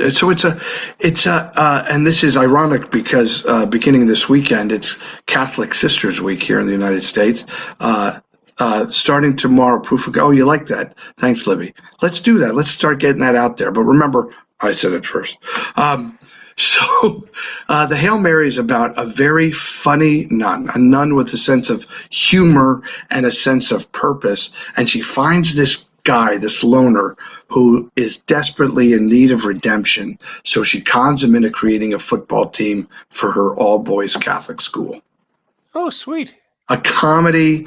When you see Getting Grace, folks, I think we did a good job, Jeff Lewis and I, writing very good parts for the women in the movie. And in this one, the nun is definitely the star part. She's very funny and silly, and not based on, but a tribute to Sister Kathleen, who was my first grade teacher, that when I drew pictures, and I was like, because you couldn't write in first grade, I drew pictures of scenes, and I said to the nun, I took him in, I said, I wrote a play. And she didn't say, sit down, Mr. Roebuck. She said, really? Let's do your play. So I credit her for in that moment of turning me into a director and a creator. That's awesome. Dan, the show that we follow up is George Romero's show, and earlier their show was his guests were talking about the use of social media and viral media in promoting independent films. Do you have any thoughts on how that's used properly? Yeah, well, we're working with these great kids, Lab 212 here in the Lehigh Valley, and they're in the first place, you could take my age and divide it by 2, and that's about how old they are, maybe even a little younger. So I think it's important that we, as filmmakers, understand that we might need to be reliant on kids with a little more acumen than we are. I could just barely tolerate the Facebook stuff. And it's hard because you've got to walk this line between over-promoting it and under-promoting it, and also a line between hubris. If you say, this will be the greatest movie ever made, and you're going up against, Jojo Rabbit, which might be one of the greatest movies in the last 10 years, and your movie's about some guy killing people in the woods of Wisconsin, it may not be as great a movie as you think it is. So I think it's good if you can have somebody who really understands it. And I'm learning every day. I just literally left and came here because we were getting our fundraising Indiegogo campaign up and running. They can search the Hail Mary or a Channel of Peace in the Hail Mary on Indiegogo. They can maybe find it. But I needed them to help me with that. I could tell the story, the video on it, I could tell the story. I could write the video, but, how you put this here and everything. So, did I answer the question? I think that it's the important thing is if you're old, you don't understand it. That's the important thing. If you got to read someone's business card like this, then you need to have someone else do your social media. Yes, but it is an enormous tool. And what did you call me? No, I didn't call you enormous. So yeah, that's good. I made Joe laugh. Joe, are you the guy who knocks on the door and says the next guest is here? Maybe. Yeah, I thought so. I want to just tell you, I go see the Bishop Schlert here in town, who's an old friend. But I'm going and asking for some guidance on the movie because I'm writing a movie about the church and whatnot. And when you go to see the Bishop, no matter when you get there, about 5 minutes before you're going to leave, there's a knock on the door and another priest comes in. He goes, Excellency, and so I'm like, I know the guy's knocking any second. He's knocking, and I've got to leave. So Joe, who's bumping me? Who's bumping you? Chad Rook is bumping you. Oh, Chad. No, Chad's the real deal. I don't blame Chad. I do not blame you for bumping me. I don't. I'm not mad about it at all. There's one other question I wanted to ask you, Dan. I heard that you are now involved with Star Wars in some way. Yes. So people, please, this is so much fun. If they check out Star Wars, Jedi Fallen Order. They will hear me. Thank you. Yes, I blame them too. You'll see me as Grease Dritus. Grease Dritus is a 4-armed, 4-foot-tall Lateran who pilots the Mantis ship in which you travel through the adventure. And I worked with Cameron Monaghan and Deborah Wilson, and I got to be the funny little guy in Star Wars. And people, if you don't have the game, just look up Grease, Greez, Dritus cutscenes, and you'll see my little Star Wars guy. And then we all have to write to someone, Hasbro, and say, where are the Grease toys? Absolutely. Well, Dan, I want to thank you for being my very, very first guest on this. I know, that was fun, David. Thank you. God bless you and break a leg with this. And all of you people who are listening and watching, thank you for supporting this guy. He's a very good guy. He's got a big heart, and he loves what we love. Oh, thank you, Dan. And I hope to have you on again someday. And anytime. And you're a smart man because you're very much like me. You work with your wife. Yeah, okay, brown noser. Well, Dan, before you leave, one thing we like to do always is give you center stage and tell us what you got going on and what you would like to discuss and promote, if you would, please. Joe, thank you. It seems that as your first guest, I might be the first one to do this. So what I'll say, I'm just going to reiterate, please go to achannelofpeace.org if you want to know about this idea for making movies. And what I'm trying to do is make faithful movies that you can watch with your family. And I know if you're a guy who likes horror movies, whatever, you still have time that you want to spend with your kids and teach them moral, ethical ideas. This is the way we're going to do it. There's some good surprises that I can't talk about coming up in the monster world. So I'm excited about that. But most important right now, please go to achannelofpeace.org or search for us on Indiegogo. That would be great. That's a Channel of Peace, the Hail Mary. Sorry, Channel of Peace, Hail Mary, Dana Roebuck. I don't know what you search, but you'll find it. Thank you. And that's I gotta go. That was it. Awesome.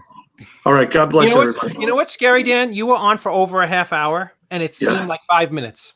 Except to the poor guy waiting. Thank you very much. Except to the poor guy waiting, Mr. Rook, who's going like this. What do I got to be up all night to talk to these idiots in Pennsylvania, New Jersey, wherever the hell they are? All right, everybody, have a good night. I'll see you later. Joe, thank you. Thank you very much. Peace. God bless. Wow, that was cool. Is he not an awesome guy? Absolutely. And knowing the toy and the Migos and it was just like conflict of interest with Star Wars and Star Trek, though. You know what's? Yeah, I don't know what the hell I'm thinking half the time. At least he didn't hang up on me. You know what's? I was going to say something, but I don't know what the hell I'm going to say. Is Chad with us? Well, no, he's down below. He's not with us. Okay. Well, he's in the lobby. Chad actually rocks. He's a cool dude. Is he controlling the weather down here in Florida? Because it's really freaking crazy right now. I think he's controlling it here in Pennsylvania where it's snowing. Well, we were high of 90 2 days ago, and now we're in the low 60s. So, let's bring him up. And, actually, you do the introduction if you would, please. Well, ladies and gentlemen. That's the wrong person. That's a goofy-looking Chad Rook. Well, yes, that's not the right guy. Let's try this one. There he is. Jeez, that Daniel Roebuck, man. Oh, hey, guys. Sorry, Chad. He's only been in like 300 movies. I got to talk to him about like three of them. No kidding, right? Hey, man, he's a legend, so I ain't going to say shit. How you doing, brother? Hey, I'm really good, man. I can't complain. Yeah. Ladies and gentlemen, I want to introduce someone I actually consider a dear friend of mine, Mr. Rook, who is known for Siren, a great show, and he's been on The Flash, and he's been on Timeless, and a whole bunch of cool stuff. He's out on the convention circuit. He has a new film called Perfect Pickup. Did you direct that, Chad? I did everything on that. I wrote, directed, produced, acted in it, and slaved over hours of editing as well. Yeah. Oh, sweet. We will get back to that, I promise. Yeah. But as a geek who absolutely adored Bates Motel. What can you tell me about working on that? Well, it was great because I got to work with a couple actors that I was always wanting to work with up until that point, which is Michael Eklund and Ian Tracy. They're local to. I mean, if you watched basically TV, you would see them in almost everything, and it was just kind of a cool show because my wife and I we actually were watching that show, and there's a lot of shows that I'm on that are kind of teeny bopper shows and stuff, so I don't really watch them. But that was one of the ones that we really liked. So to be on it was even that much cooler. Yeah, I mean, it was one of the most well written and well acted shows on TV. Yeah, and Freddie Highsmore. I mean, the guy's he's kind of weird in real person, but he plays those weird characters so well. Yeah, and you worked with Max, right? I did. Yeah, I mean, again, I was only shortly with him. But again, that whole cast is just solid people, right? I mean, I've been on sets where I could just tell you nightmares about the cast. But Bates Motel was not one of them. They were all really cool. Well, please do. I mean, we'd love to hear about the nightmares. Oh yeah, right. Yeah. So the producers that might, cast me in the future. I'm just teasing. I do have one story though for you, man. Okay.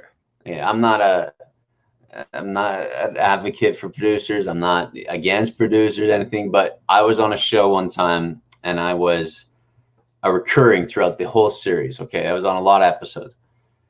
And after my first episode aired, basically some sets, the producers of the shows are on set all the time. You see them all over the place. But this set, no one ever saw a producer ever on set throughout the whole filming of season 1. Then the first episode airs, and I get this letter in the mail from all the producers signing it saying, "We thank you so much for all your hard work. Your first episode airs on this day. We wish you all the best in the future." And I was like, great, that's cool, right? Second episode airs. I get the exact same letter in the mail. "Your second episode is about to air. We love your work. Thank you so much. We wish you all the best in the future." Third episode airs. Fourth episode airs. Fifth episode. Sixth episode. Fourth letter, third letter, fifth letter, sixth, all the exact same from the producers. And it just shows you that some shows, the producers know shit. They had no idea that I was even recurring throughout the whole series. It mind boggles me. So I kept all 6 letters and I'm going to frame them in my office. Yeah. It's funny. You would think as you get onto those kind of projects, they would, I don't know. Honestly, some projects, producers are just money people, right? I mean, a lot of times these people are like dentists. They know nothing about the film industry and that's why you end up getting some crappy actors sometimes, because they happen to be the nephew or niece or something of the producer, of the money guy, who just says, "Yeah, I'll give you this money if you put my daughter in the film." So now tell us about your role on The Flash. Is it Clyde Martin? Yeah, Clyde Martin. It was basically, I mean, that was kind of a dream role. I mean, things really changed for me in my career after The Flash, and I mean, you get to play a supervillain. I mean, there is no cooler role for a guy to ever want to play. And it's funny because I was just talking with my wife about, I was going through my resume and the roles I got to play, and it is literally like I have lived every boy's dream you can imagine. I've played a pirate, a vampire, a supervillain, a demon, a firefighter. It goes on and on, man. It's just crazy. And but Flash was the epitome of badass characters. I was a supervillain who got to create tornadoes and fight a major superhero, and it was pretty epic. That's awesome. Did you see the big DC crossover event? No, I didn't, and I didn't get involved because, unfortunately, I mean, it's not really a spoiler. It's been so many years now. My character leaves the show, and after that, because they were all so related, I wasn't even allowed to audition for any other DC show that day forward. I wasn't. Arrow, Legends of Tomorrow, now Batgirl. They're all kind of co-mixed, and unfortunately I'm out of the game for those. So whatever, we'll see what happens. Now, another show of yours that I love was Siren. How did that come about? So Siren is a weird one, man, because Siren was only supposed to be a one episode. I auditioned for the pilot episode as Chris Mueller, who's one of the fishermen. Mhm. And originally in the pilot script, I get attacked by a mermaid, and then by the end of the episode, I'm pretty much dead. And thank God the writers and creators and that changed stuff up, because obviously now, you know, I get attacked, but the story of Chris goes on, and now we're going into well, as of April 2nd, I believe it's season 3. It starts airing.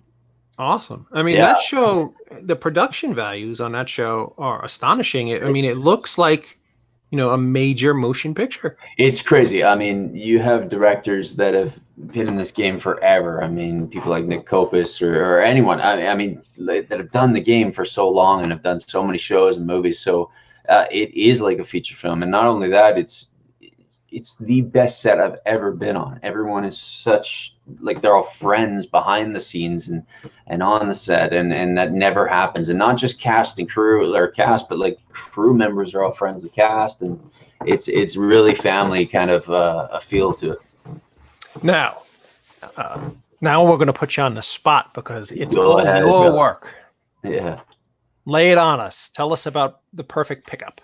Yeah, so this beast is damn near 8 years in the making, this film. My friend, one of my best friends, Nathan Vita, and I, who's also in the movie, we sat down for 2 days straight, basically, in his little apartment, and we wrote a skeleton for the film. Basically, it's like a point form of the film.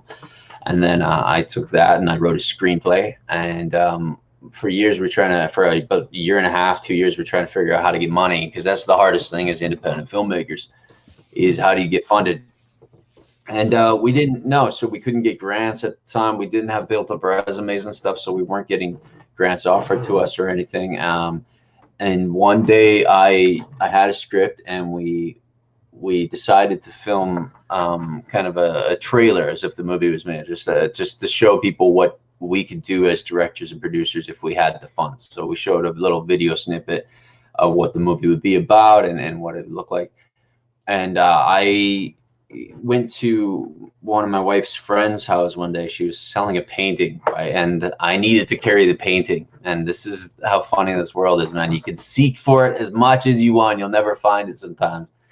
And then one day I'm helping my wife carry a painting to a friend's house that she sold. And I met this couple named Darren and Shauna, and you know, he was a landscaper from Alberta. He owned a company, and he said, "What are you up to?" And I showed him the video, and in about 2 days we had the budget, and we were in pre-production.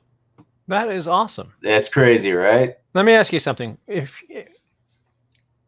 you've directed some things now, and this motion picture, who inspired you as a filmmaker? I mean, what director do you appeal to the most? Probably Quentin Tarantino.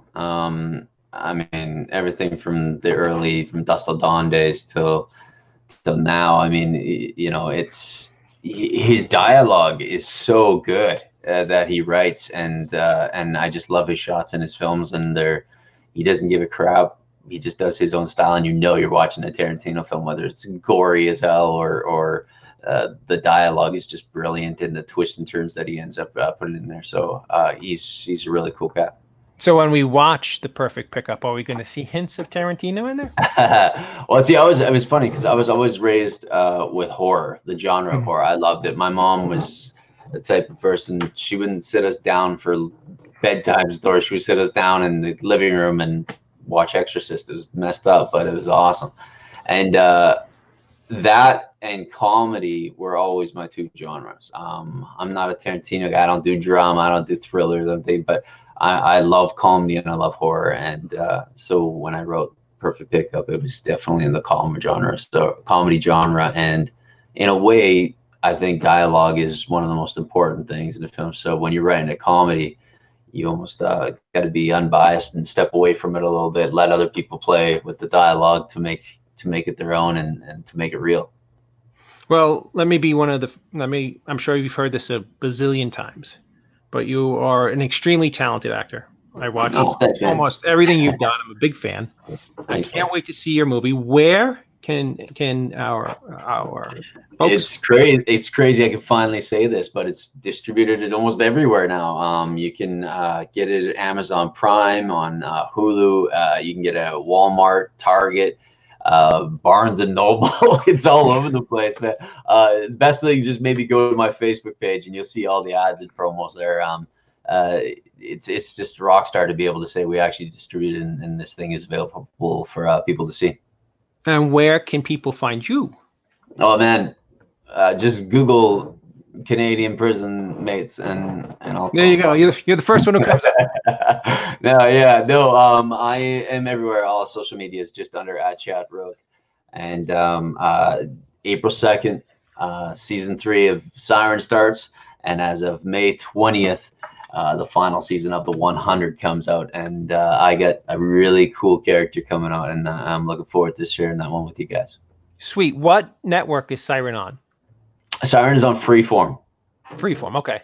Yeah. That's a Robert Rodriguez channel, or am I It's missing? kind of I think it's a Disney affiliate channel. So, but it's not really a show for kids. Just out there. Right? No, it's it's funny because that very, very famous film that's out right now gave me a Siren vibe. Did you see The Lighthouse? Yeah, man. Yeah, I know exactly what you're talking about. It's cool because it's almost like the industry is moving to the next genre. We're done with vampires. We're done with zombies. Yeah, let's move on to mermaids now, right? And then next thing we got unicorn movies coming out everywhere, and leprechauns are back in town. So, well, Chad, I am honored to have you on my very first show. Dude, absolutely. It's good catching up with you, brother. It's good seeing you again, brother. I hope to find you on the road somewhere. Oh, and one more thing. Sorry, I also got another show to promote, and it's on Netflix, and it's called Virgin River, and I play a guy named Spencer on there, and it's perfect for all you people who love Hallmark type movies because it's a very kind of clean edge cut movie. You're not going to be seeing me killing anybody like you do on every other show. There you go. There. Is that available right now? Is it streaming on Netflix? It is, yeah. And we just got season 2 approval, which is up there now too. So sweet. I love that you not only are a part of, making established films and established television shows, but you're also a part of the indie hustle and the indie filmmaking. And you gotta love being broke. Yes, and the fact that it shows that you're actually a true artist, and that it's important to you to do stuff that speaks to you. So thanks again, brother. It was honored to have you on my show. It's great seeing you. One of the best things about this industry is getting to work with you guys, people like you, man. So thank you guys. I really appreciate it. And same to George there as well. Thanks, guys. Thank you, Chad. I hope to have you on again soon, brother. All right, buddy. So, Joe, I mean, that show seemed like it was like 10 minutes long. I think that's a good sign. It's a very good sign if it goes by that quickly. Hold on. Let's put George on the spot. There he is. Hey. Great show, man. I think that was really great. Yeah, I mean, really well done. Congratulations on the first one. They do feel like they're just a few minutes long.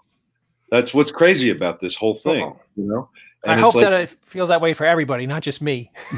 No, I think it does, and I think that's what makes our everybody in the brigade so special. We've got our audience is it's an awesome group of people, and they're so engaged, and they I'm just so grateful for every one of them, and I can't wait to keep reaching more people.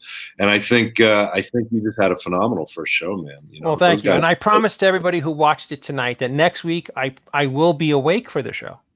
And I'll tell you what, I got to tell you, I had a total geek moment when Dan said Hinky to me. I about lost it. I was glad Joe didn't bring me up. I'm telling you, he was my favorite character in The Fugitive. And when he was like, "Oh yeah, George Hinky," I about flipped my shit. I had a little nerd moment. What's amazing about both of those guys? Both of those guys done some really, really cool stuff, but they continue to be humble, and they continue to do stuff in the independent film world. So Chad's that's just Chad's on his grind. I like that guy a lot, man.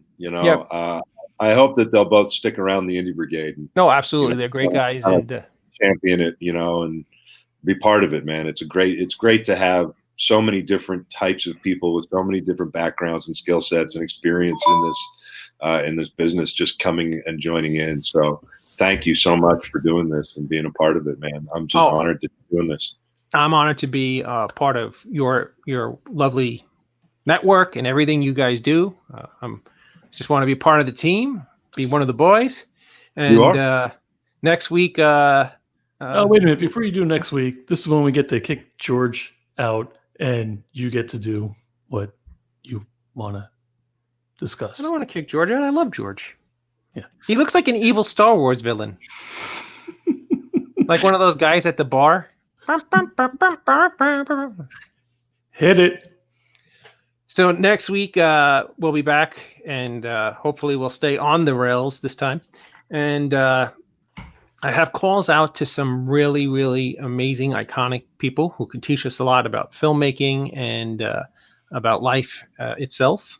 And I'll post them on Monday who our guests are going to be.